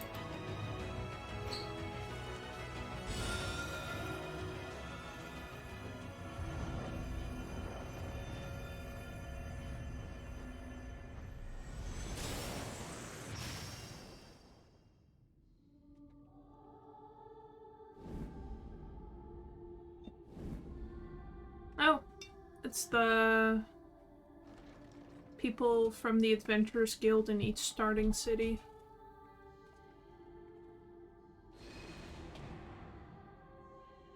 But do not imagine I crave remorse, only justice.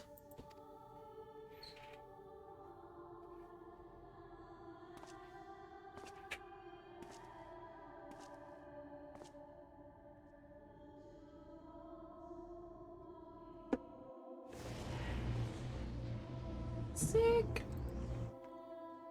Sweet. Forward, hero. We shall see how strong you have become. Okay.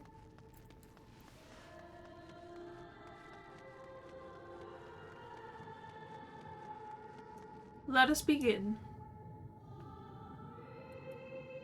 Rest assured there are no tricks. You need but defeat the enemies before you. First, something easy. Those whom a budding hero might encounter at the beginning of her tale. And I believe I have the perfect subjects. Thancred, Y'shtola, and Ida. Hi, guys. Let not their appearance stay your hand. Beneath the facade, they are merely monsters.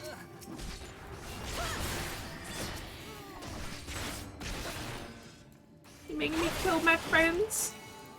You're fucked up and evil. Bitch. All too easy, I see, but at least now you understand the rules. Thus will we make our way to the capital. That was in poor taste even for you. That appearances should unsettle you so. I was under the impression you simply destroyed all who barred your way, sparing nary a thought to the possibility that your foe could be someone's beloved. But come, we shouldn't dwell on the beginning when so much of your story awaits. Well. Oh. Minfilia. And Monbrida. Hello. And Urianger, of course. and the Garland Iwars. Every tale requires villains. Defeat them and claim your place as a hero. Rita. Hey, Nero. Hey, Gaius.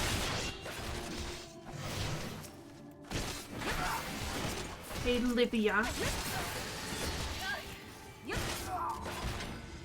Well done, champion of Eorzea. Well done. Onward then, over the bloodied bodies of the fallen.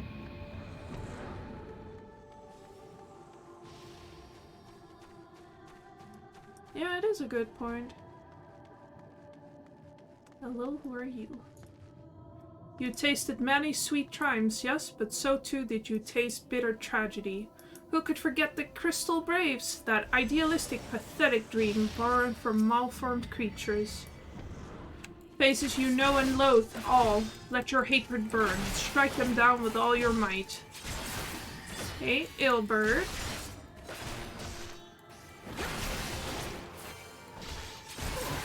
God damn it. Sloppy! With such ease yet again, you did always grow stronger with every battle.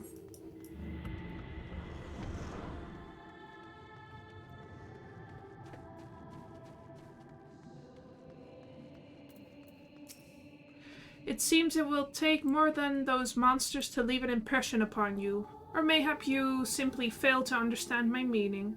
Not that it matters. No, I have dealt with countless heroes, and always it ends the same way. No amount of reasoning will bridge our differences, will result in happiness for all. Whatever your reasons may be, I cannot be bound by them. I can but put my faith in my own beliefs, and fight for them with all my being. You're wrong. We can always strive for understanding, for compromise. How very naive. If you are willing to compromise on your beliefs, you all but admit that they are flawed. And I assure you I have no intentions of compromising on mine. Come what may, I will fulfill my mission as Elidibus. But enough talk. It is not your assertions that I wish to know, but your strength. Oh, the Heavensward music! Falsely accused of regicide, you fled to the snow-swept fields of Kurthus. Hey, Harchi. I miss you. Had you and the Silence met your demise that day in the Sultanate, La Habrea might have been spared his. But not only did you stubbornly live, you hurled yourselves into the thick of the Dragon Song War.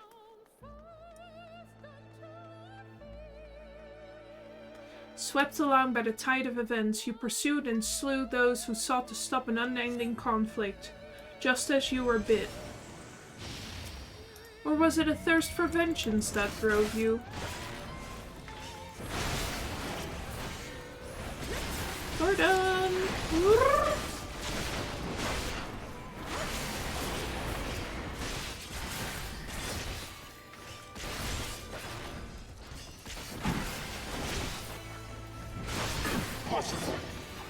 I trust you are beginning to limber up. Do keep up that fine form.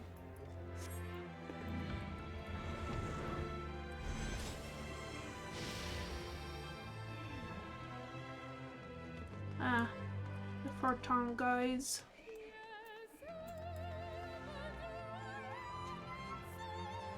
Around heroes, people are wont to flock. People who harbor all manner of motives, each baser than the last.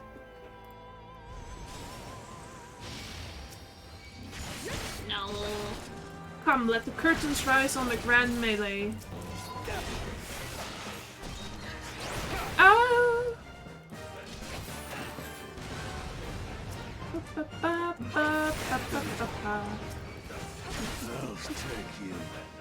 No more than they deserve. In the end, their hand of friendship was tainted with personal desire.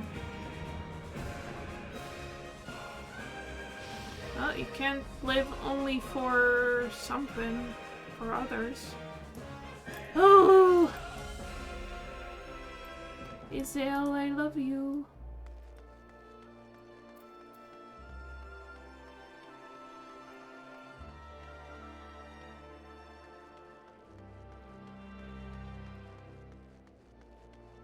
You know what comes next. You put an end to the Dragonsong War. I did. You gonna summon Nidhogg? Let's go! It's even a stingy Nidhogg. There's no saving your comrade this time. All you can do is cut off the serpent's head.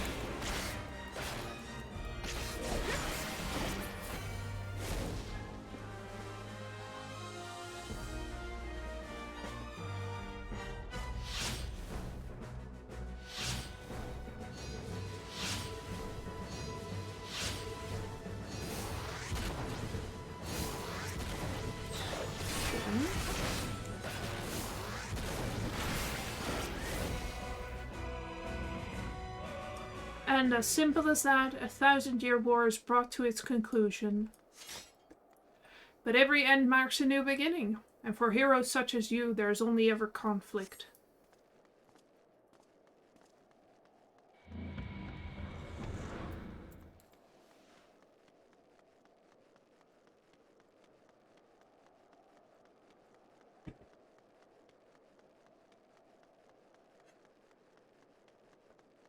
I don't think we're gonna finish this patch tonight. Oh, it's so cool, right?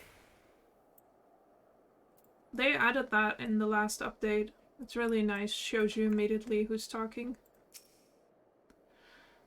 How are you enjoying the walk down memory lane? I dare say there will have been a few individuals for whom you harbor deep feelings, whose passing caused you keenest grief.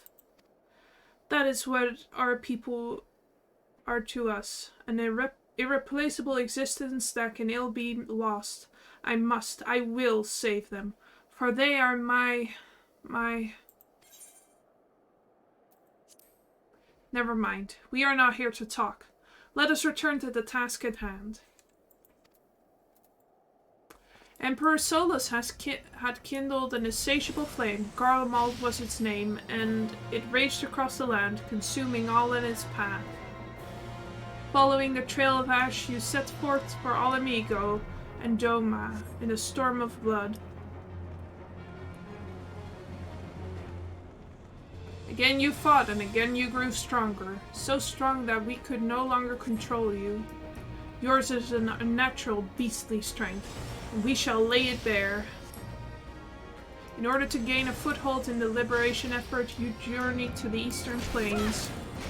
There you encountered the land's greatest warriors and sought to win them over for your cause. Cannot be extinguished. It is not enough! The strong are drawn to the strong, thus did you gather new allies for your banner. Yeah. Yotsuyu! Yet where ardent souls gather, so do fires burn. In this way did you consign those around you to the flames. Burn them all, hero. Reduce them to nothingness. Like ephemeral morning dew they are.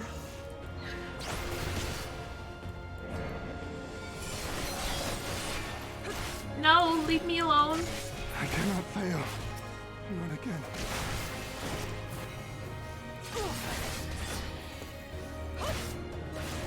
You wanna bet what this one's gonna be?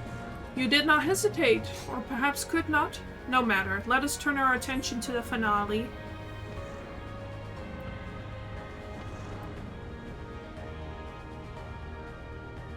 Here we shall have a test between fellow beasts. It is only fitting, would you not agree? Hey, Xenos! When I fought you in this flesh, 'twas I who triumphed. Will you turn the tables this time? You bet you're a bit beat.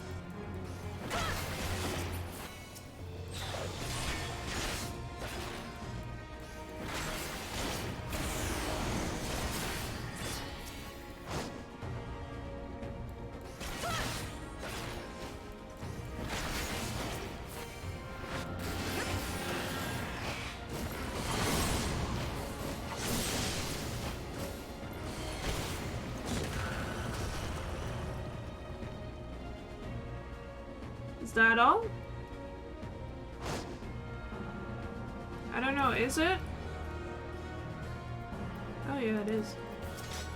My creation appears to have lost its form.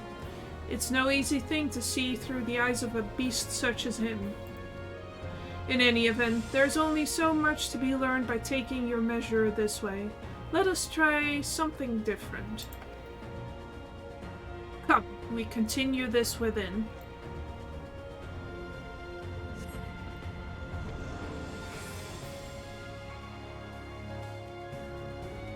Who, Elidibus? Or Xenos?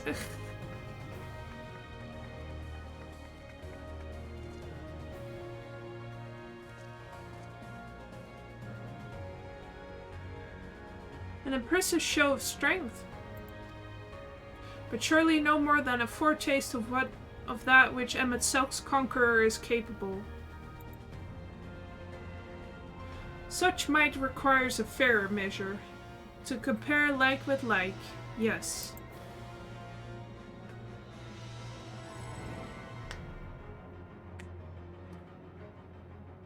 I shall just have to test you myself.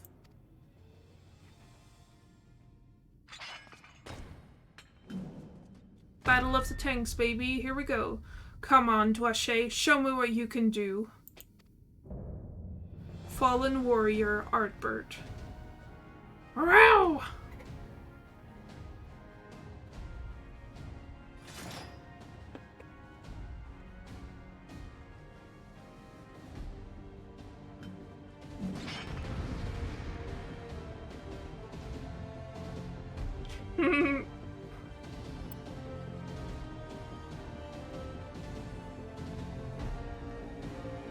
I'm excited. Now look at me. I may not be the real Ardbert, but you do well not to underestimate me. All that made him a warrior he was, every battle waged, every blow swung, is part of my very being. So come, fight me like you mean to take my head. I do. Whee! Let's go, Frey.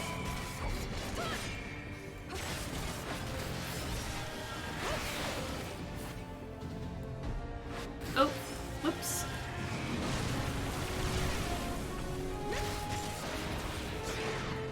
Good, good. I sense your murderous intent. Ah, you'd kill me given a chance. Mayhap you think to recover this body. If so, prove that it is no use to me. Prove that I can best you with it.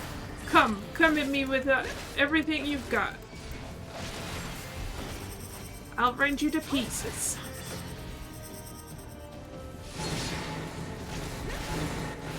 Oh, whoops.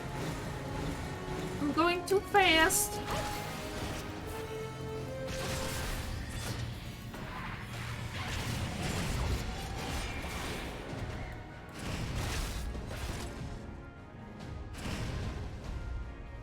I'll be okay here, right? I see. You're a different beast from when you faced my creations. Very well, I will transcend my very limits, and we'll see what you're truly capable of.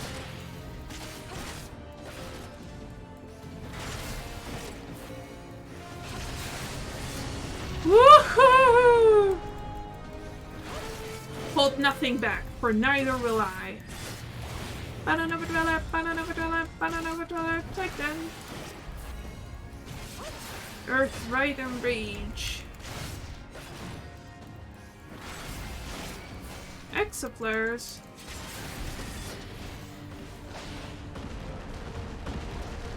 Woo!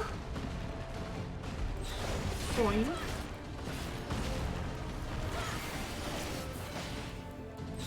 Boing.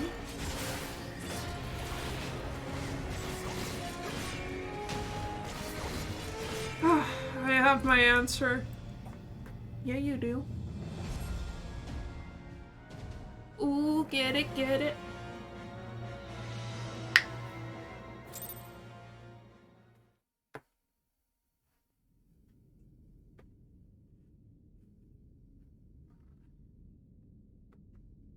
You have grown stronger since last we fought. 10 whole levels, baby.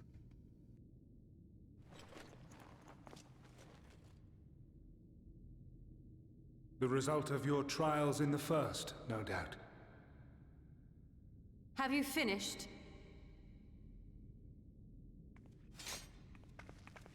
Yay, wife time! My apologies. I freed myself as soon as I awoke, but rather too late, I see.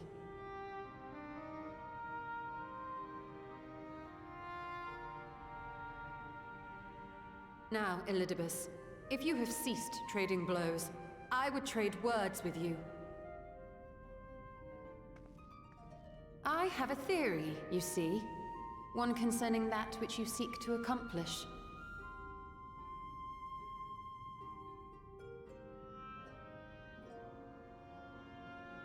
It stems from who, or rather what, you truly are. A primal.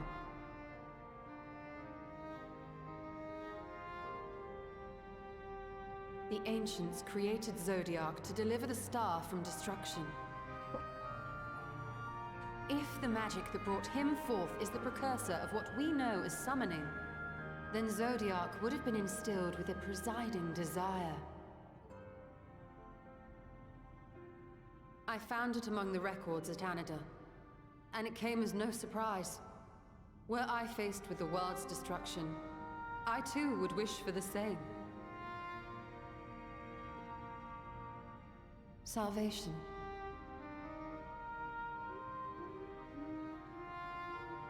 I know that you sacrificed yourself to become Zodiark's heart. How you came to be separated from him is less clear. But if you are a fragment of his being, it stands to reason a desire for the world's salvation would drive you. And thus did you seek to inspire the masses to rise up as warriors of light, going so far as to use Ardbert as a symbol of hope.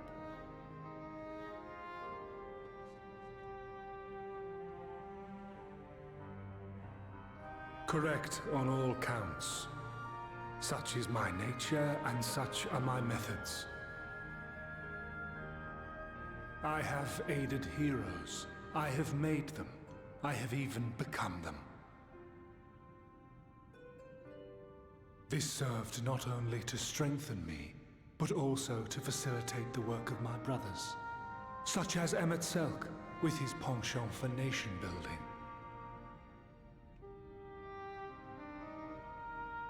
Then you will be all too familiar with the fickleness of mankind. We change, we forget, and what little we do remember becomes twisted and fragmented over time. For which reason, you deem us unfit to carry on your legacy.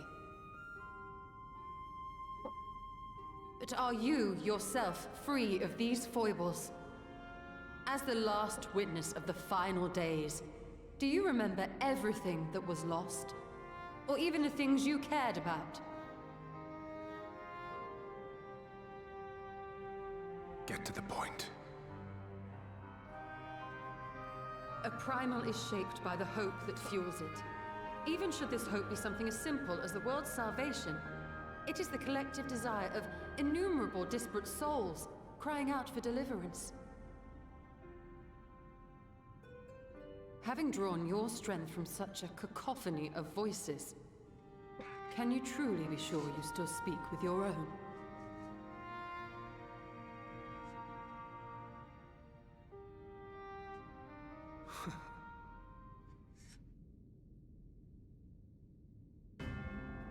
Your question is irrelevant. No matter how much I should change, no matter how much I should forget, I shall ever remember my duty. At times I stand with my brethren. At times I stand against them. All that I might steer mankind and the very star upon their true course. For Elidibus is my name. And my mission, guiding my every deed.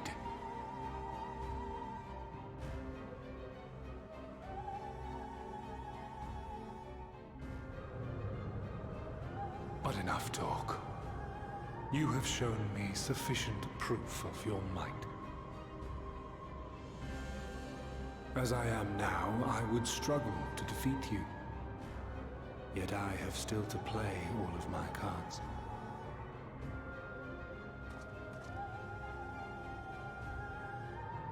If I could offer you some semblance of sport, your lessers would pose no threat to me. Would you not agree, warrior of darkness?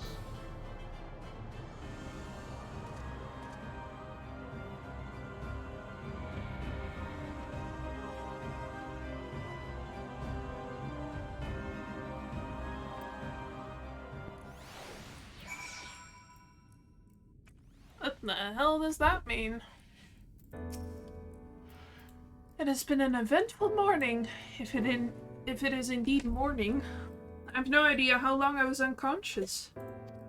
Regardless, I'm gratified to see my efforts at Anadir have borne fruit. We have confirmed the nature of our foe and his plot. Now then, what news from the surface? Y'shtola, you won't believe this. I see. Now let us make for Yulmore at once. We have much to share with our comrades. Elidibus's parting threat not the least of all.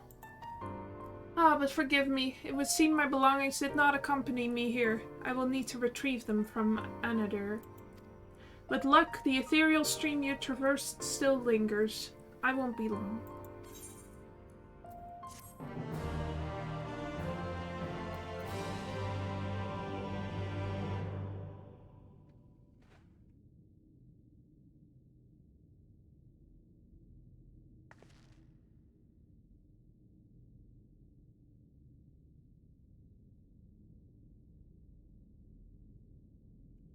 Ooh, what's that?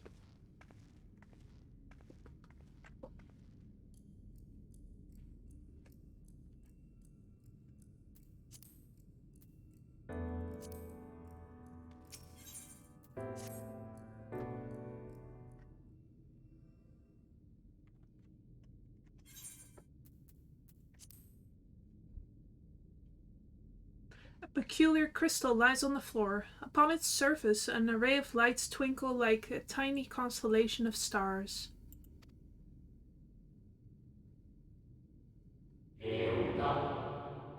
Day forth, bring honor to the seat of... The distorted voice of an ancient rings out in your mind. A moment preserved in the crystal, it would seem.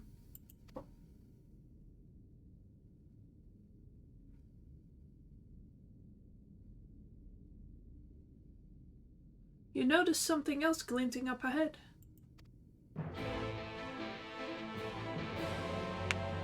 Ooh, we're going on a little treasure hunt.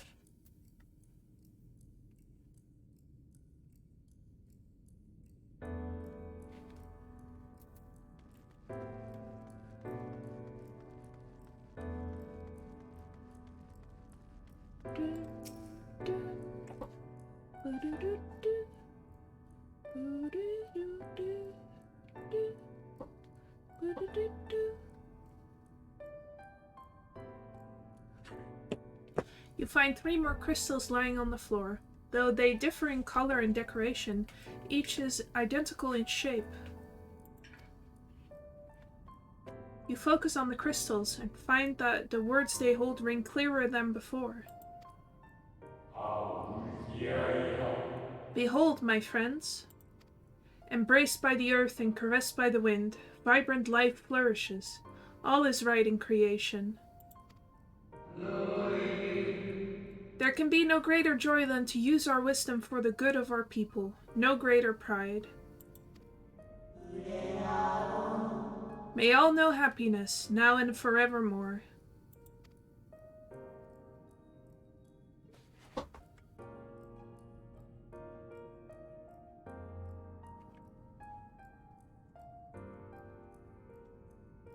There do not appear to be any more crystals in the hall.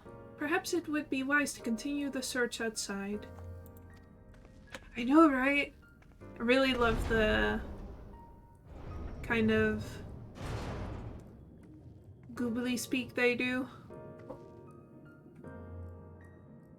very awesome. More crystals!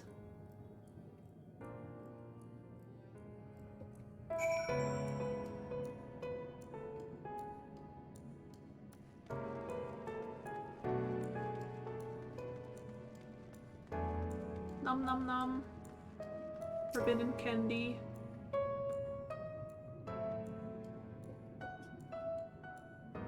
Your instincts serve you true, and you discover another 2 crystals. As you reach out with your consciousness, new voices begin to echo in your mind. The heavens are ablaze and the land rent asunder. What will become of the world? Is life itself to be denied? Come what may, we must not surrender to despair. If we but hold fast to hope, we may yet find a path to salvation.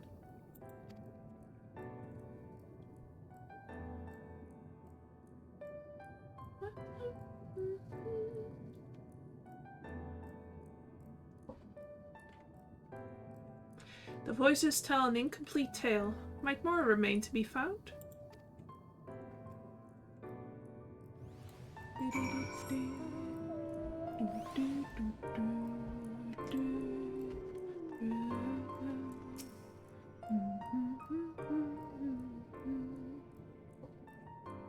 You soon discover 2 more crystals. Rather too soon, in fact, as if someone wanted you to find them. Everything burns, crumbles, decays. I hear the lamentations of my brethren, and soon there will be only silence. We will deliver our star from its doom, this we swear, so please dry your tears.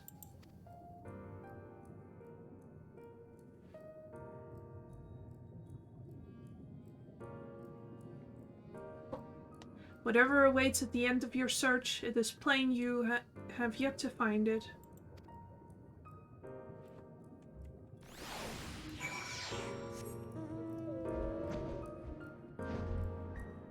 I was like, oh, it was here, but it's another player.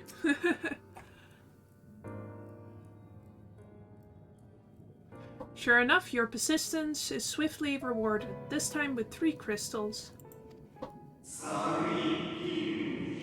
The time has come. We shall rewrite the laws of creation, and we shall save our star. From this life, our Savior born, may I be worthy of the honor. I feel my soul turning, slowly but irrevocably, and the power I wield begins to seem terrible. But this is right. It is right.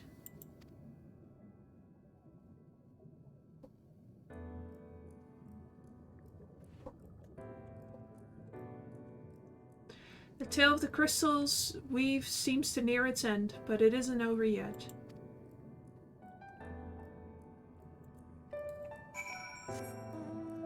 Yeah, this is one of the things I was super excited about getting more into. Oh. With almost melancholy inevitability, the 12th crystal soon reveals itself to your questing eye. Though salvation is ours, it came at great sacrifice. All that remains is to pray. To pray that we will one day meet again beneath a blue sky.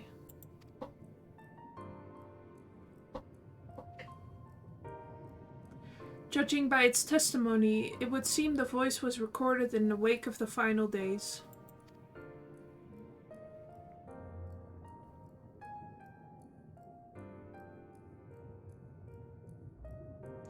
As you scan the area, another glint catches your eye.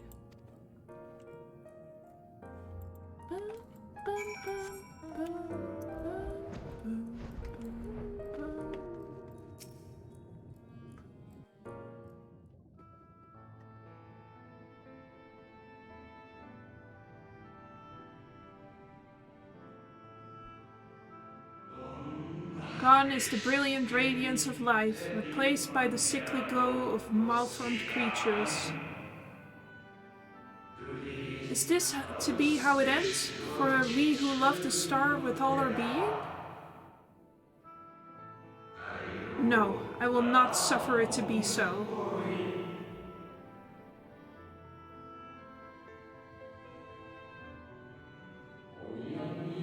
Well, well, we meet again, my new old friend.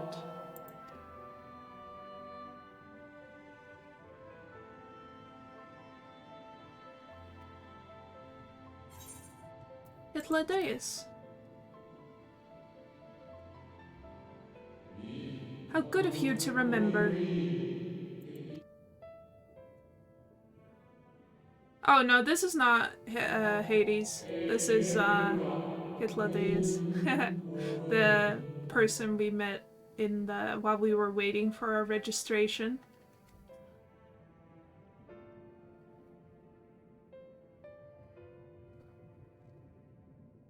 No problems, there's a lot of H's. Heh I see you have been collecting stars.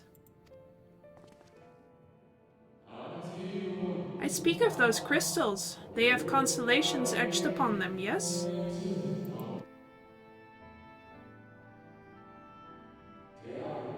High in the heavens, those stars shine their guiding light down upon the lives below. Fitting symbols for the convocation of 14, would you not agree? As you will have gathered, each crystal bears an account of the life of a member of the convocation as remembered by the Unsundered. Lest you worry, they aren't concepts. They are far too incomplete to be so. But they suffice for imbuing memories within sundered souls, that they might be restored to their office. Keep them. I am sure Emet-Selch wouldn't mind.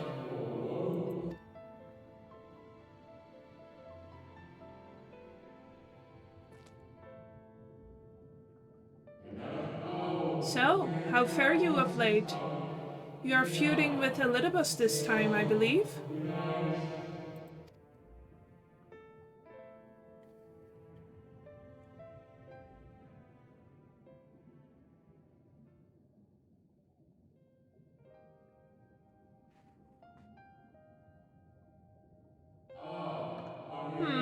I shall refrain from passing comment on your struggle.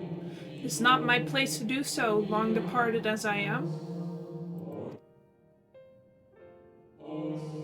But if I may give voice to a personal desire, I would rather you lived.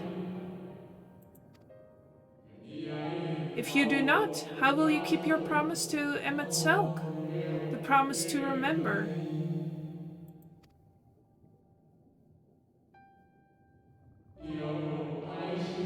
It must weigh heavy, the burden of all those memories.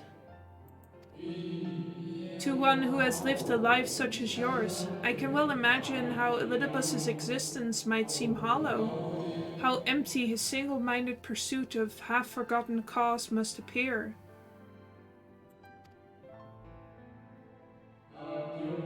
But know that his devotion is not without reason, even if he himself can no longer remember what that reason is.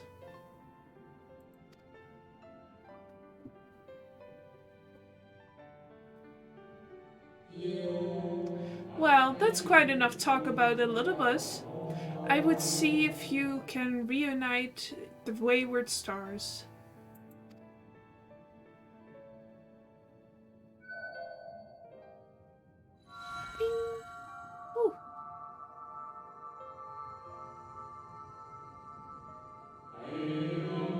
I mentioned before that there was a member of the convocation who opposed Zodiark's summoning and defected, one whose office was left vacant.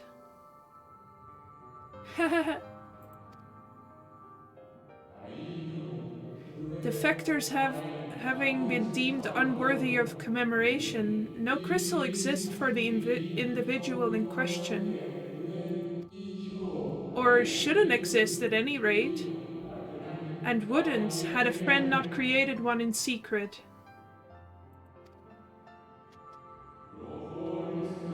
A crystal bearing the forgotten name of their office, along with the magic of their own conceiving, A singular incantation embodying their spirit. Yeah.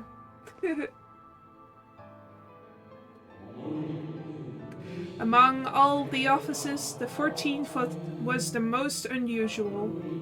For while the rest sat in Amarot, its holder was charged with gaining an intimate knowledge of the wider world.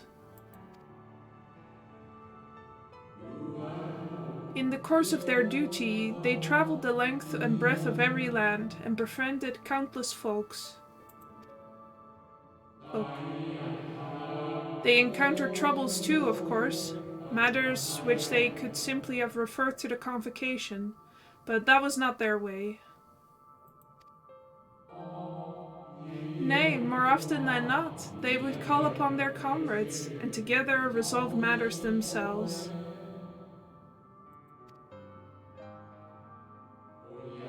Such is the magic sealed within that crystal, the magic to summon the stars to your side. In time of greatest need, should you wish upon it with all your heart, it will surely answer your call.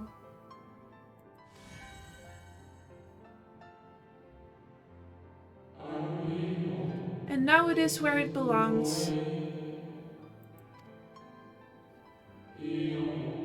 Oh, there's no need for thanks, but nor will I hear any complaints about it either. After all, I cannot say whether I act of my own volition or by the will of my Recreator.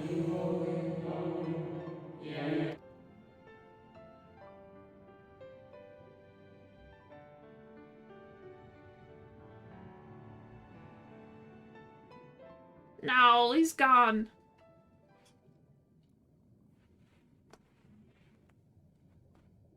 I love you, Hitler Days. I was wondering Please come where you back. disappeared to. Oh, but this is cool too. Hey, you're still alive. Is something troubling you? I'm okay.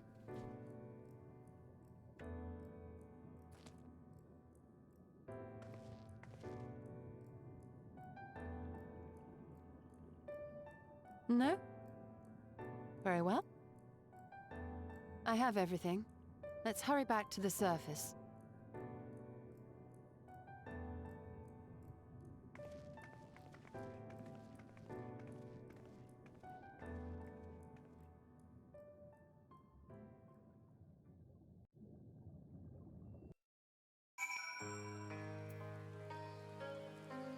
Yes, ma'am.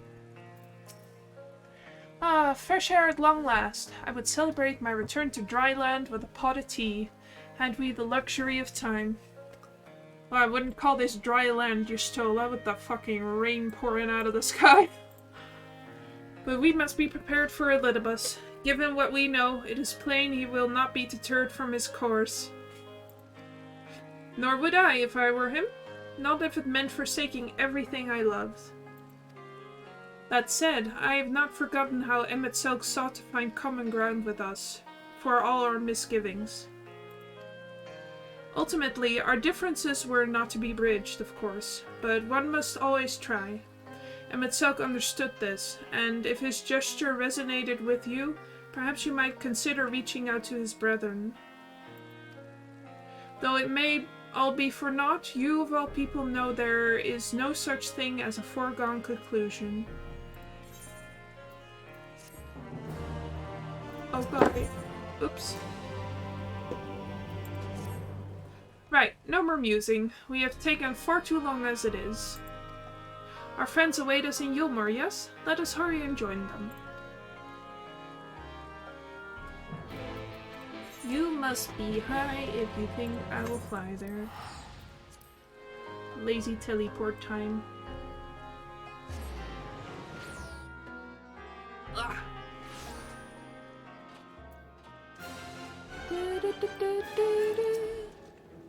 It appears we are fashionably late. Come, our tale will not wait.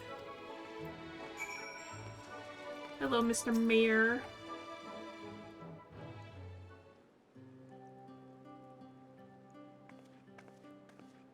Forgive us our lateness.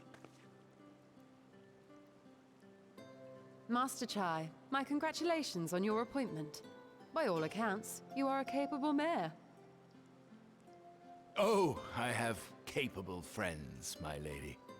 I must say, it's good to see you looking hale and whole again.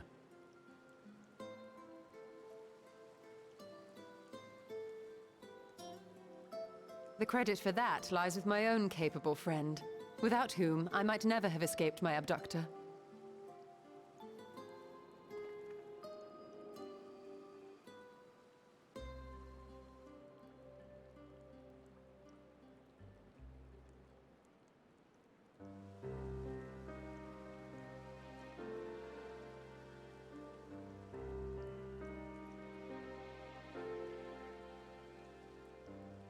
A primal?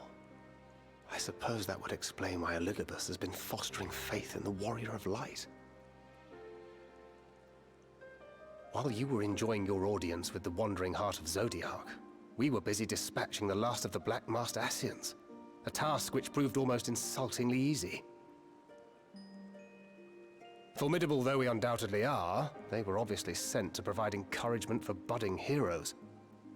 One cannot help but wonder how many times the ploy has been used before. Master Chai, you mentioned that the people of Calusia are similarly enamored of the Warrior of Light. Indeed, though it's hardly surprising given the state of the world. Many are still struggling to find a purpose, and it's only natural that they should take comfort in the tales. Then the fever has spread to every corner of Norvrent. We may have dealt with his black-masked minions, but it is plain Elidibus has yet to show his hand.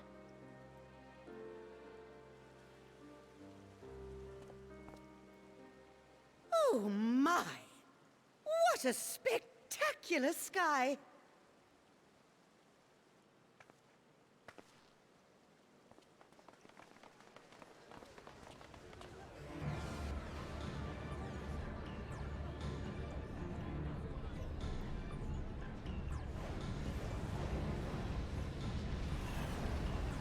Another star shower. Wait, is that...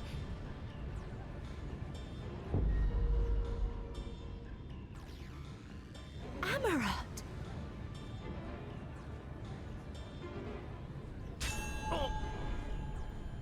Here, feel, think. Did you hear that? That voice calling out? No, I didn't hear anything, but... why do I feel so... like I've lost something dear to me? Does Elidibus seek to awaken more people to the Echo with clearer visions of the final days?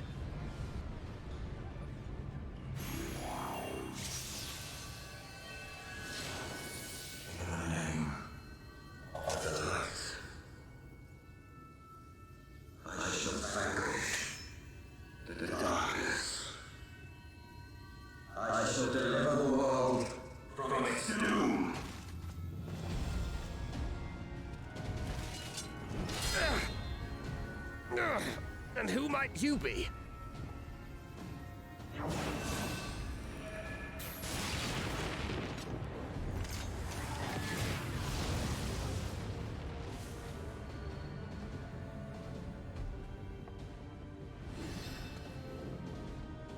Whoever they are, they've come for our heads!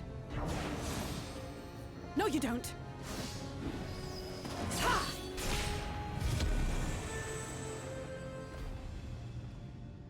They are not of flesh and blood.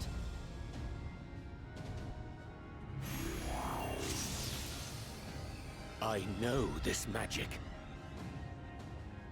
The rings are like unto those that the Exarch did employ in our summoning.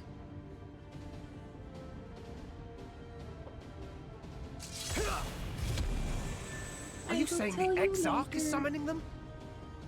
Nay, yet the similarity can be no mere coincidence.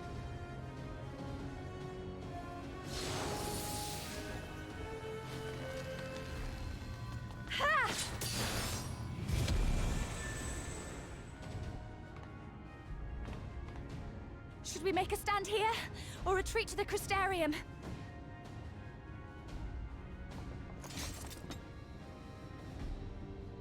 The ether churns around us. More of them will appear ere long. To stay would only place innocents in harm's way. We must fight this battle elsewhere. Wait! Oh. Take one of our airships. You can decide what to do on your flight to the Crystarium. You are a capable leader in your own right, Master Chai. The citizens of Yulmore chose well. It's settled then. To the airship! He's a gay little man with his gay little cards. Enjoy.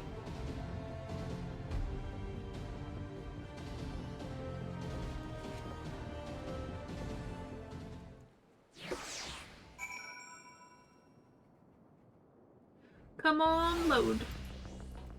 Oh, it's dungeon time. Yeah, we have time. Alright. Well, this is my first time tanking this, so hope it goes well.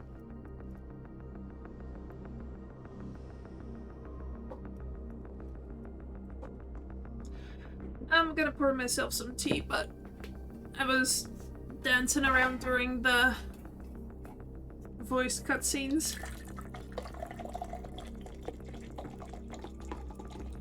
Enjoy tea pouring sounds.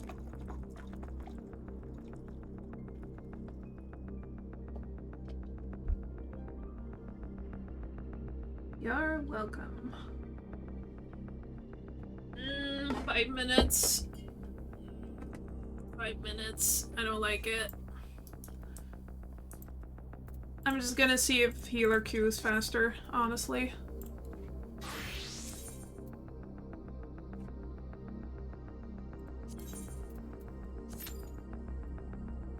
Less than 5 minutes. Well, guess we're doing healer.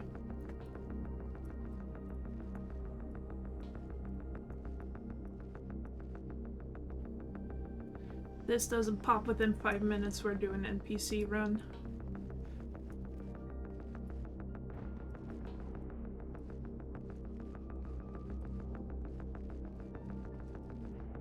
And we can enjoy my gay little healer outfit. We're gonna be wearing an Endwalker.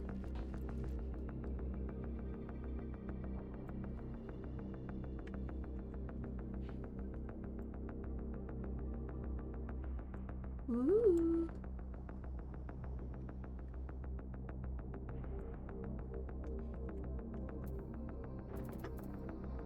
I love the... I always love reading the Sultura recap, like, even...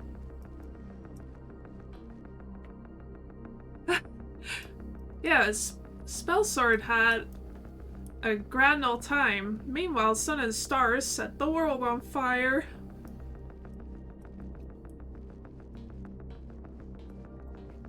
That's it. I'm impatient. We're doing an NPC run. Let's go. Who do we want to take? I want to take Our fates are Urianger. not yet sealed.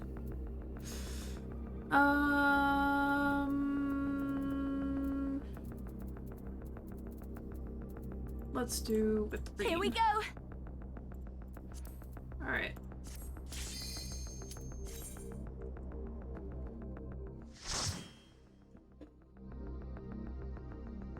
Yeah, so we have one melee and one physical DPS. What the fuck am I saying? One melee and one ranged. Oh, hello. Bap. Damn it! Hang on to something!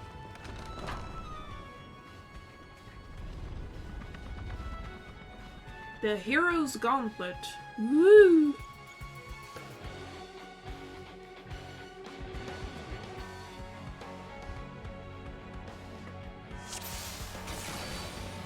Let's go.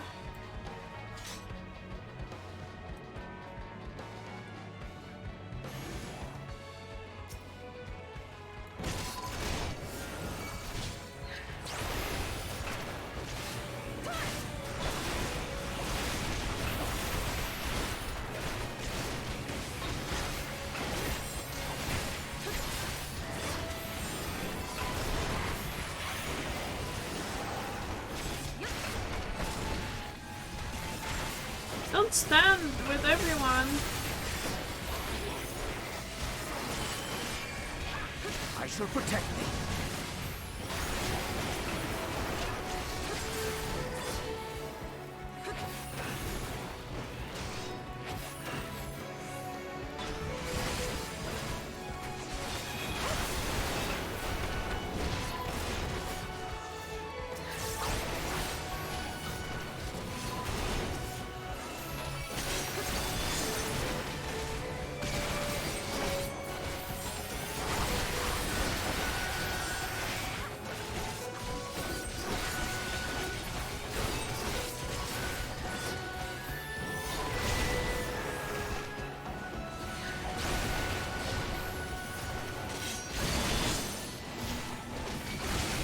Baby.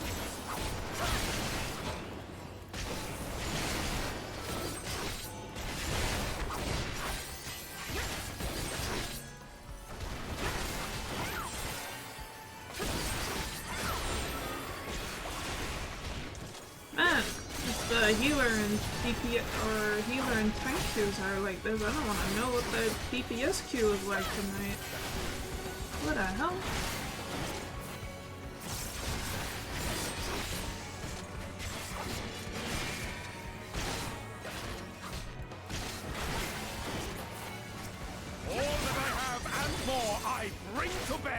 Thanks, can you cast instant death? Thank you! Oh, you did it too! Ha! When I saw that airship come down, I had my suspicion, but it is you! Look, over there.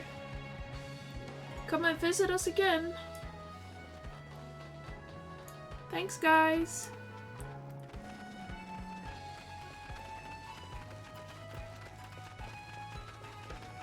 Huh. I think, just when I think there's a commotion.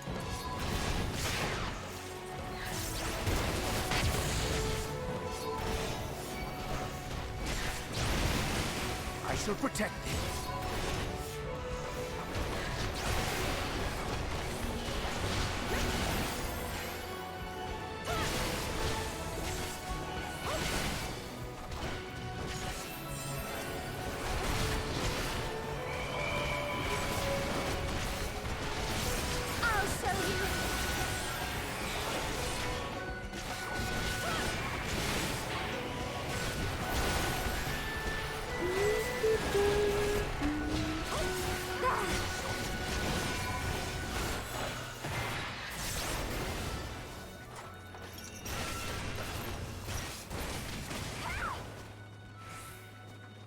Thanks, man. Magnus.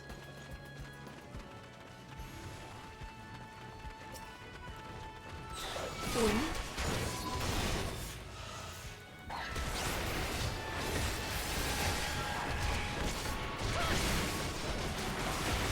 You're good.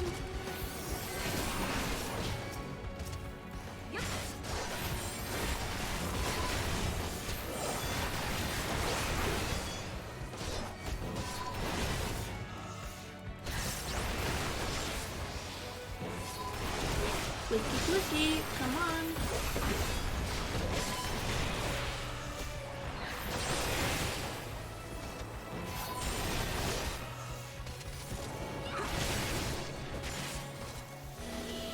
Ah! Hey, you son of a bitch. Leave your Stola alone.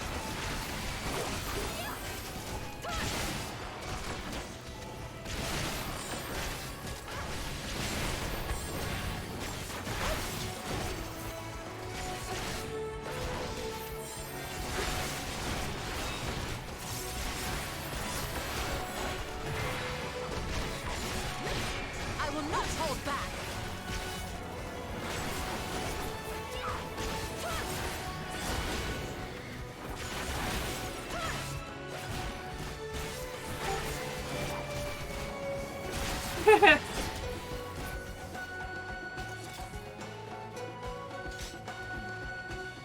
Luckily, we chance to be testing some Talos. Hey, it's our guys. Everybody's helping us. Thank you.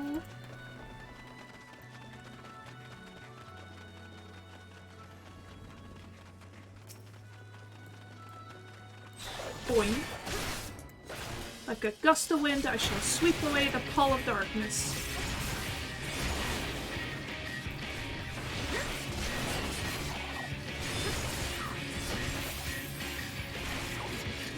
My swiftness knows no equal.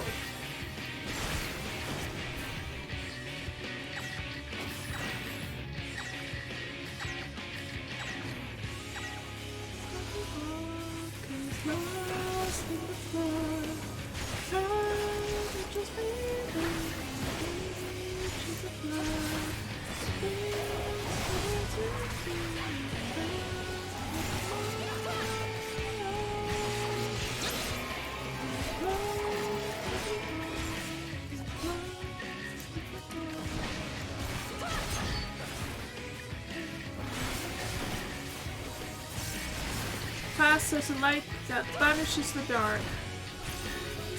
Wow.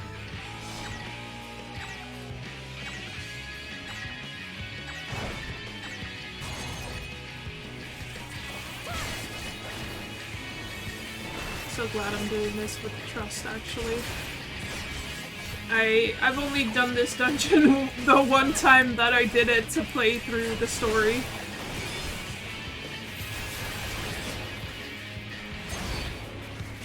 It seems a bit, yeah, it's going well. Going alright. Ah! No, Reen, I don't want to Venn diagram you. I will not hold back.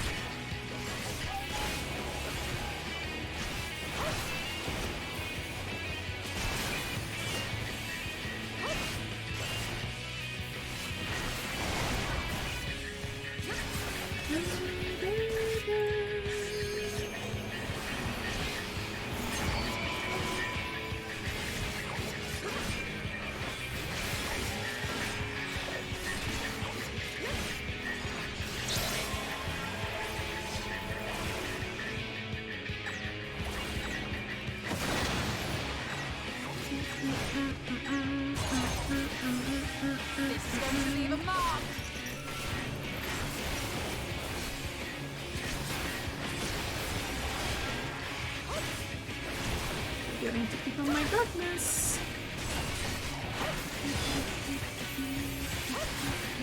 Here we go. LB.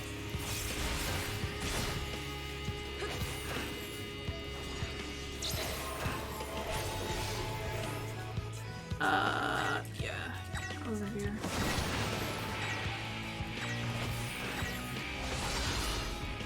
This is going to leave a mark. Yashtala, I think a lot of people wouldn't mind if you left a mark on them. When will you learn to call your lovely branch when you're in trouble? We'll discuss this later, but for now, onward. That the king himself should attend. A portal, let us see where it leads.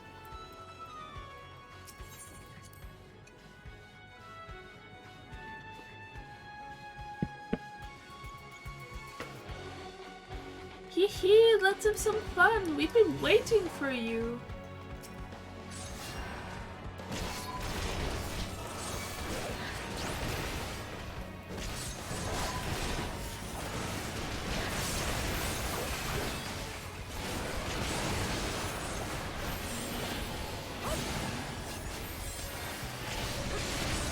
I'll show you.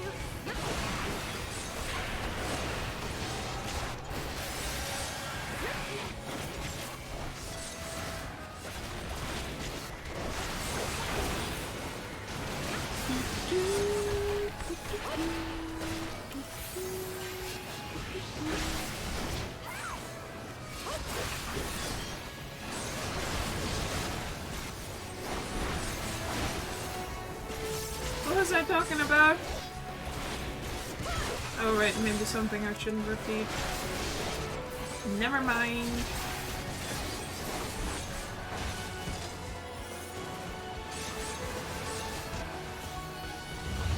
Oh ho, we meet again, and during such a festive occasion besides. Let us revel, my friends. Hey, look at our frog. Froggy. Come, come, gather ye round and lend an ear to my sweet melody. Oh, they're all frogs now.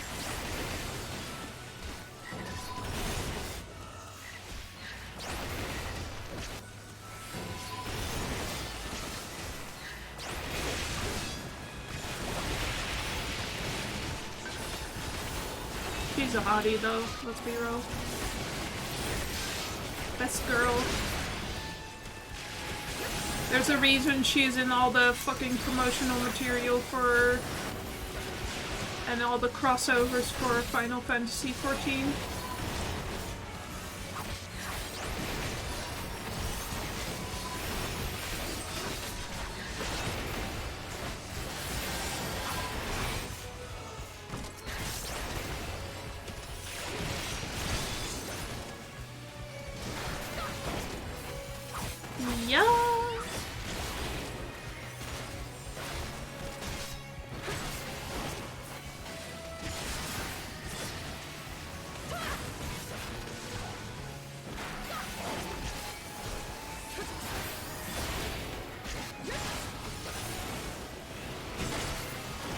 This way, brave sapling, this way!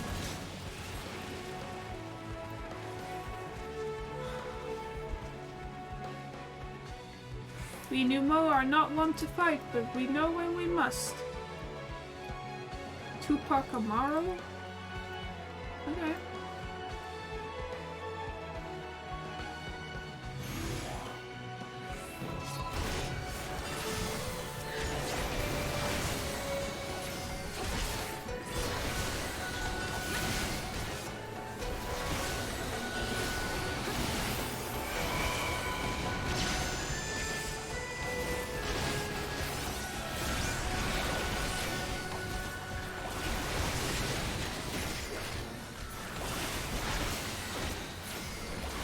Come on, Freight, do some damage.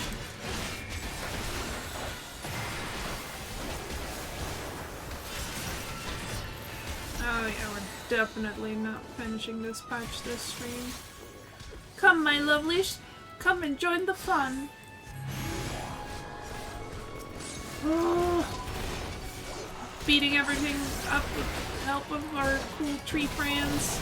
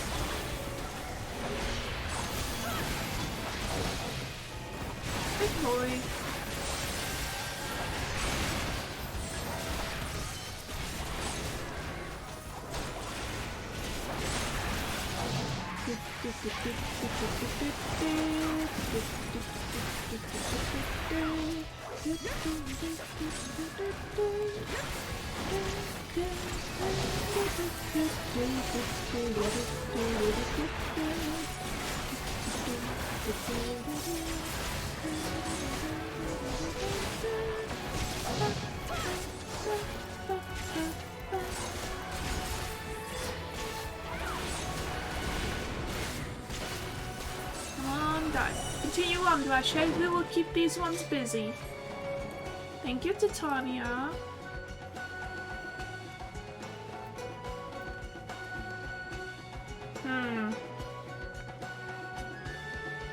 Now that looks uncomfortable.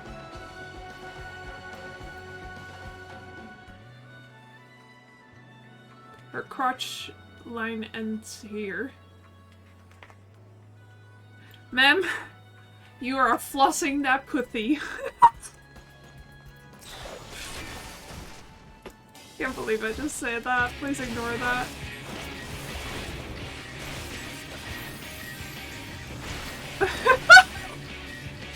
Ah!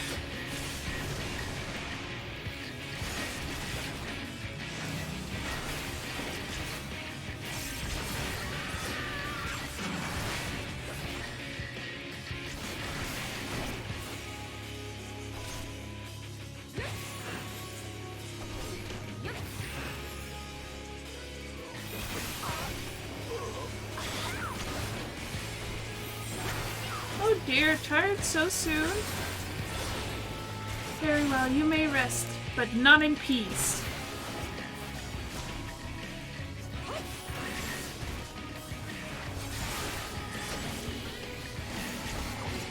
Sorry.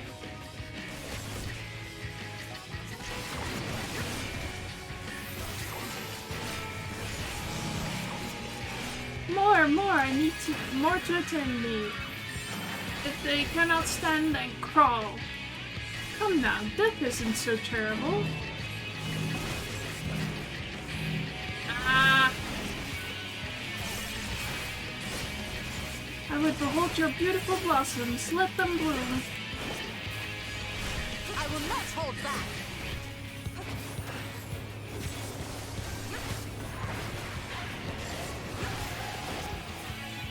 Plunge into the depths of oblivion. Tainted though I am still a warrior of light.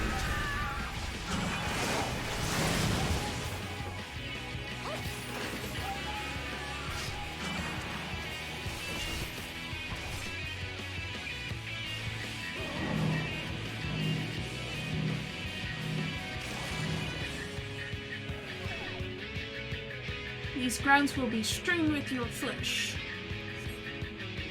Okay. I shall protect you. Because I was nervous about the child. I'm going a little bit crazy.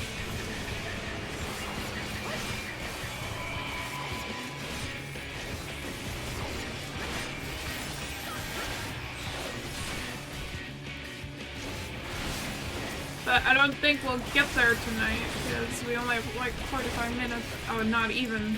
Like a half an hour left.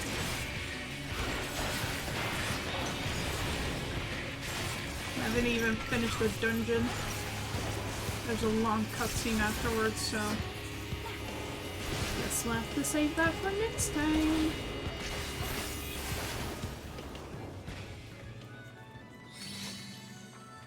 A pinch of pixie magic and presto, a secret passage to Lakeland.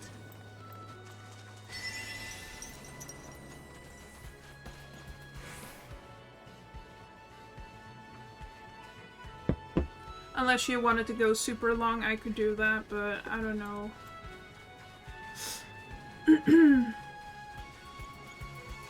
Yeah, definitely. Hey, Geot! Oh. Hello, Serig. Whoa.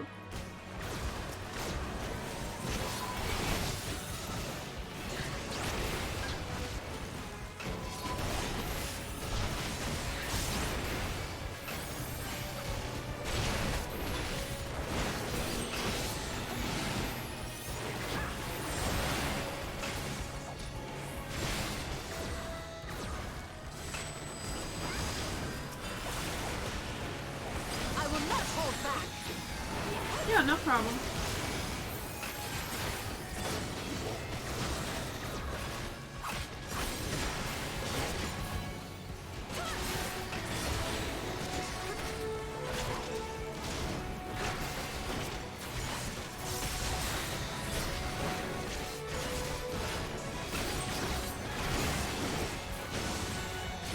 I wasn't really planning on it either, but I was just like, meh, might as well offer, I guess.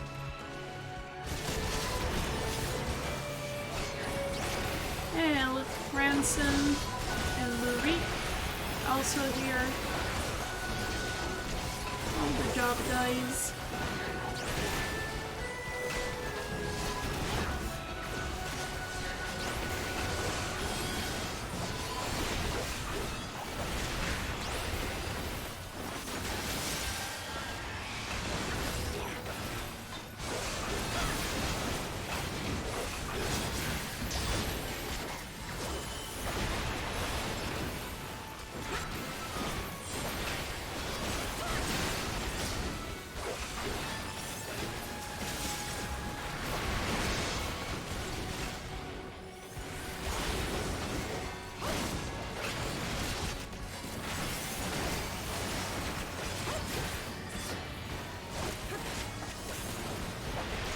gonna stop as soon as I can, but I think between this and the trial is just one long cutscene, I think.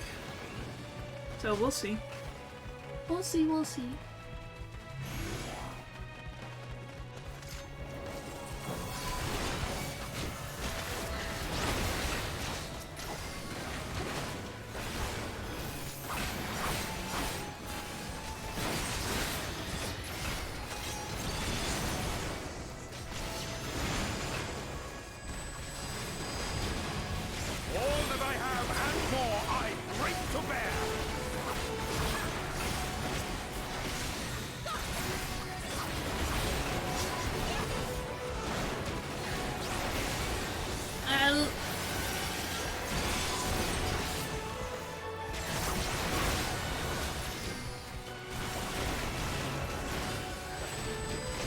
Come on, I want to be done with this dungeon.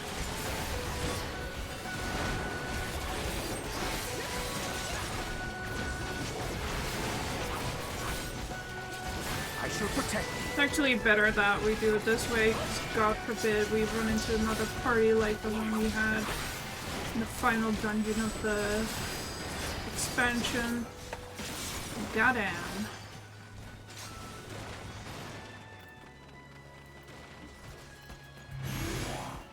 Oh, come on, guys.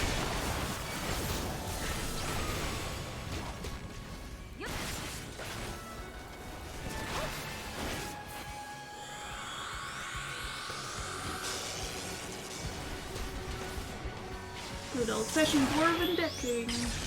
Woo!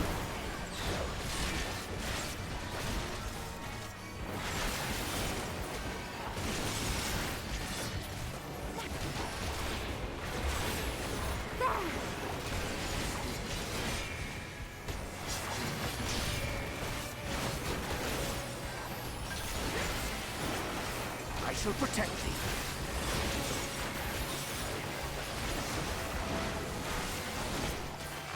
Well, at least then, next time we will have plenty of time for all the good stuff that comes after.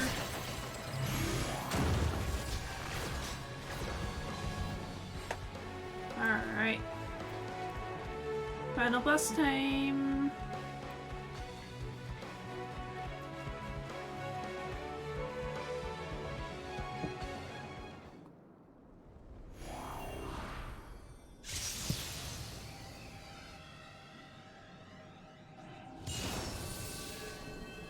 Woo! Distant Ideal, Spectral Berserker.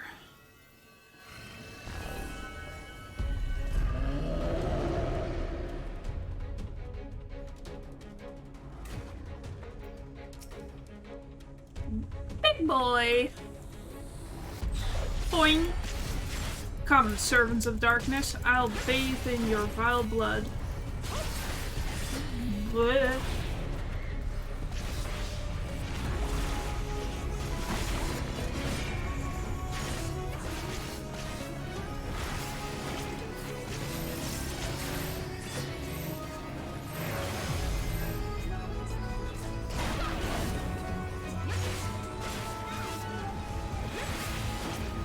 I shall protect you. I'll rend your flesh and crush your bones.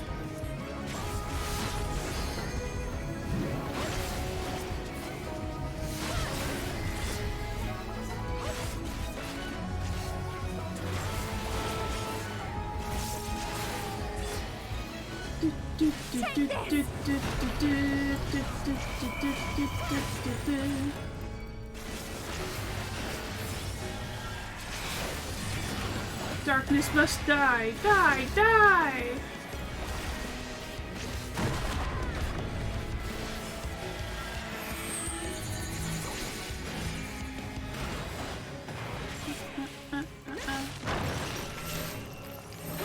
Woo! Go in there.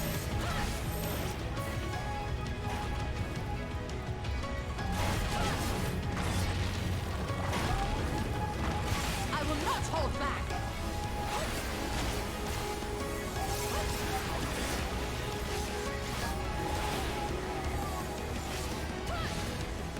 my blood, it burns in my veins.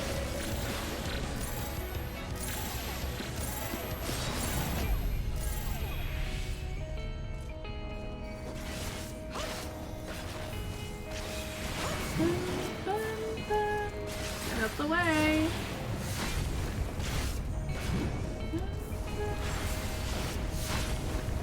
Queen. Don't just stand there.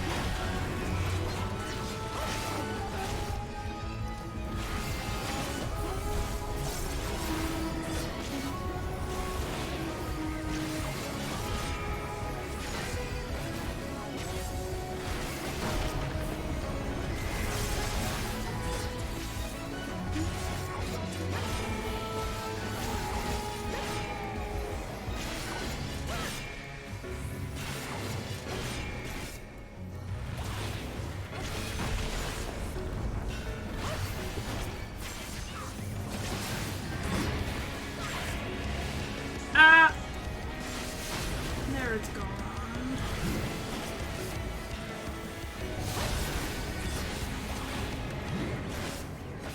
I'm looking forward to next time. You're probably gonna hear me scream a whole lot.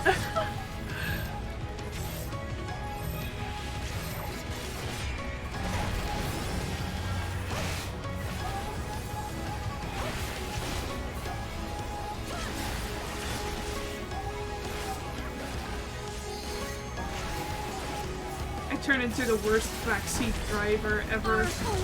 Give me strength! Get him, Reen! Get him, Reen! Get him, Reen! Get him, Reen! Woo!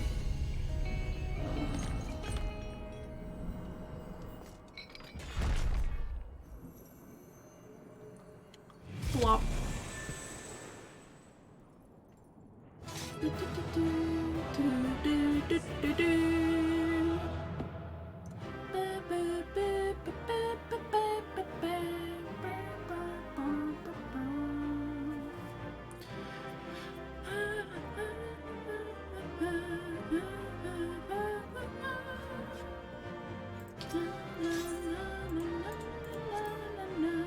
Here we go.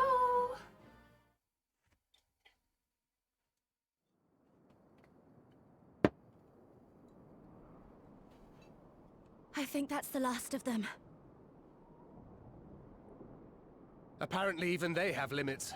Nevertheless, we should remain vigilant.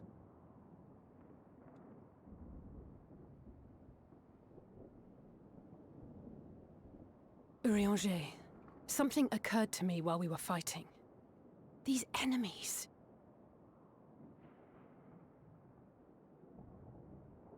Are heroes hailing from other shards, summoned hither to deliver this world from its doom. Scant moments after the star shower did they appear, as yet more souls were inspired to walk the hero's path, no doubt. Thus did hopes for salvation of realms near and far resonate and converge, lending still greater strength unto our adversary.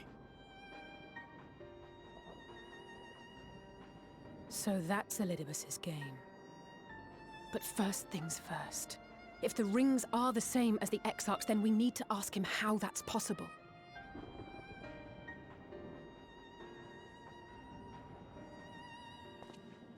The Crystarium is close. Let us press on.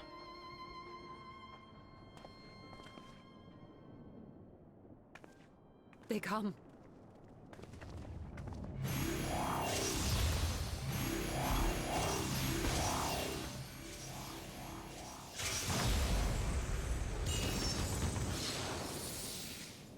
So near and yet so far.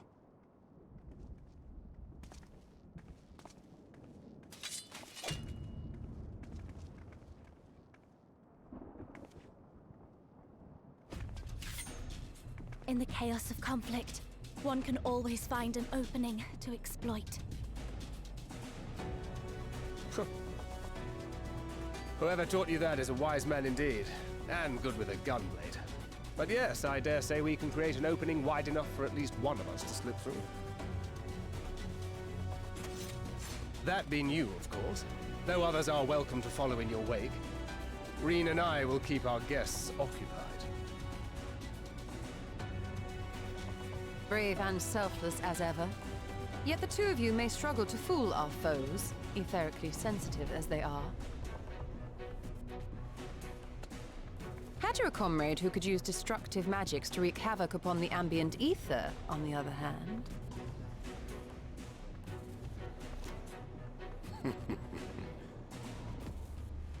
Very well. I too shall assist in the diversionary effort. Oh, not this old dance again. Yes, obviously I'll stay and fight. Alphino, I'm about to do a great many stupid and reckless things. Watch my back, would you?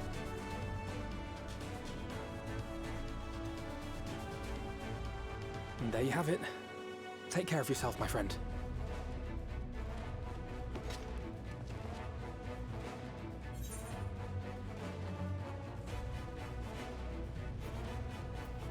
Use your magic sparingly, do you hear?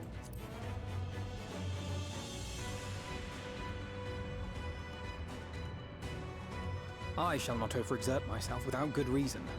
As for the others...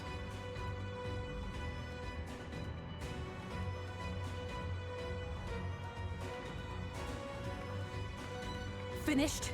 Then let's begin.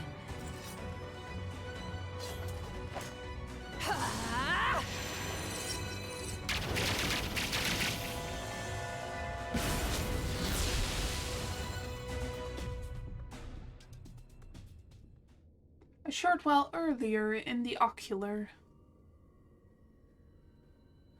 Oh boy.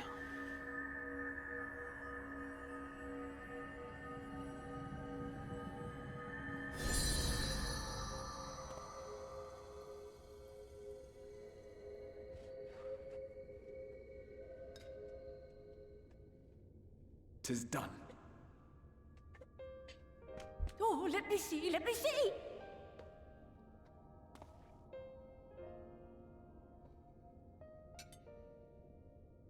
Oh, yes! Your memories are preserved safely within. We've done it at last!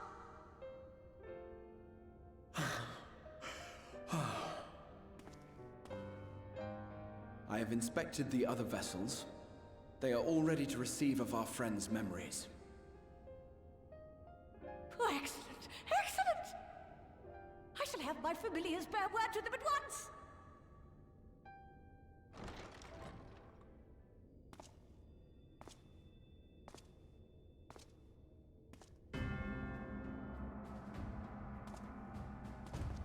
Elidibus.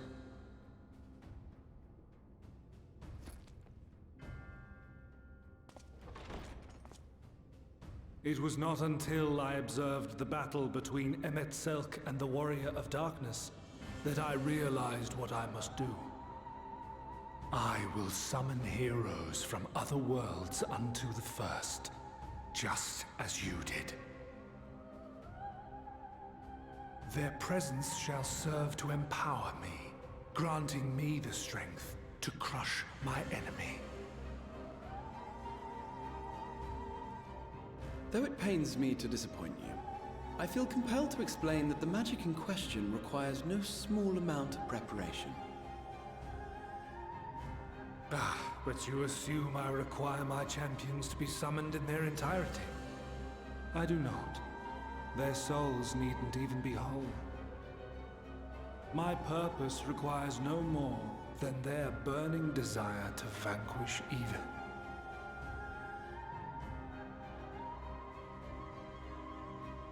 This I shall sear upon the ether, raising thereby an army of phantom heroes to whom I shall whisper, as I have to so many over the ages.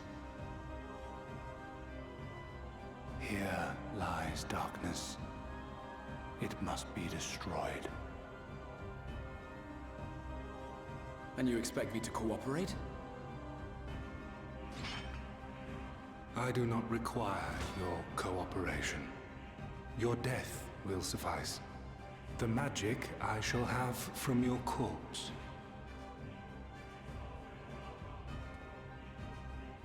Go, Lucas!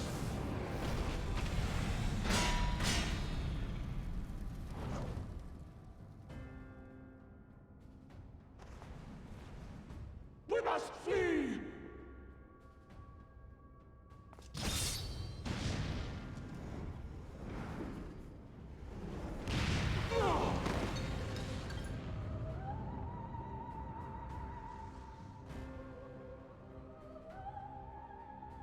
But what is this?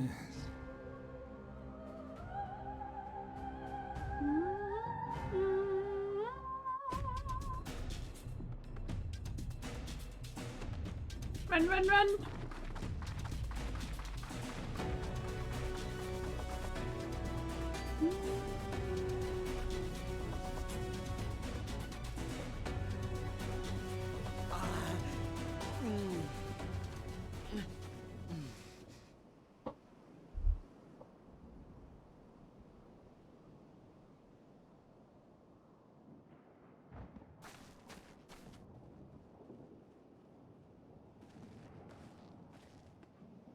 Oh, you're looking worse, sir. My friend, how did you... No matter, Elidibus. He took us unawares.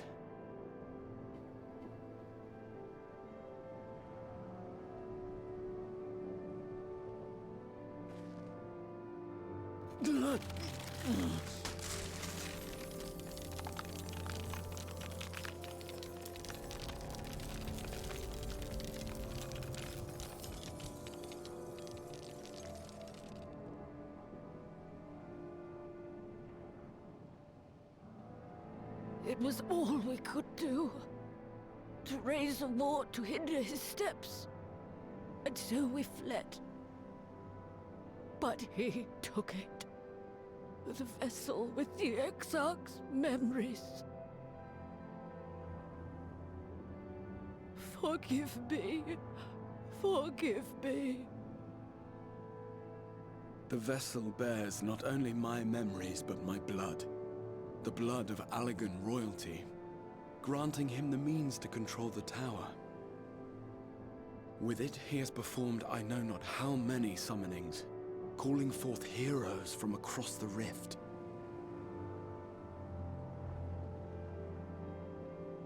And, as you can see, the burden upon the tower is beginning to tell.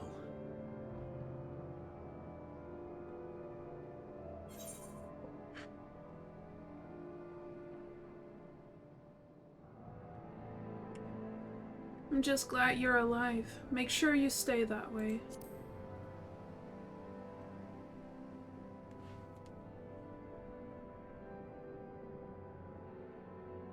If you mean to face him alone, I will not allow it, not this time.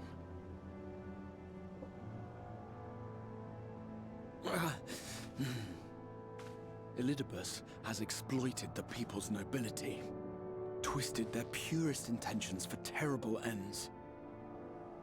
And I cannot let it stand. As Exarch, it is my duty to protect them, to defend their hopes and dreams. So I am going to the Crystal Tower, with or without your blessing. Though, I would rather it were with.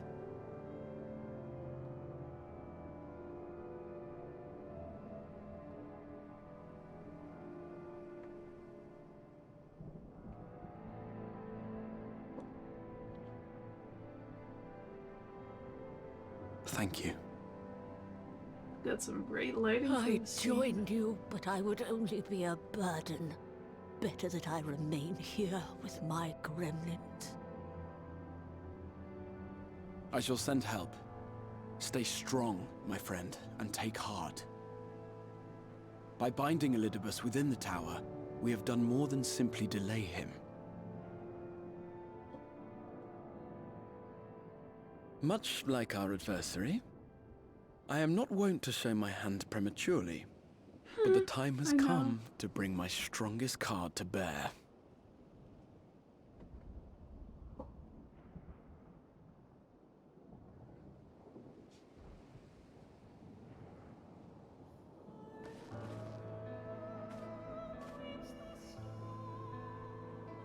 To the tower!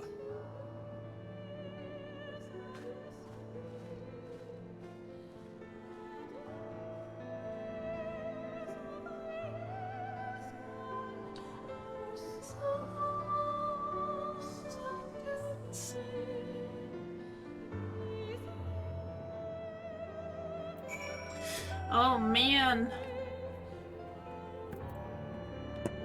Yeah. There's gonna be a whole lot of cutscenes after this, I think. So, we're just gonna end on this cliffhanger, I think. Until we can play again, which is probably gonna be on Monday.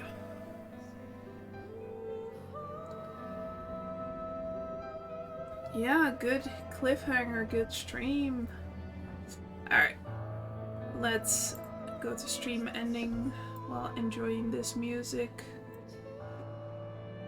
Oh man, it's really going some places. Alright, next time be prepared for me having a crisis. I think I'm just psyching myself out. 'Cause I'm scared of it. But I think it will be fine. It will be fine, probably. Yeah, I'm sure it'll be alright. Alright, well, thank you for being here. Good luck with all the prep you have to do today. And I'll see you here again on Monday.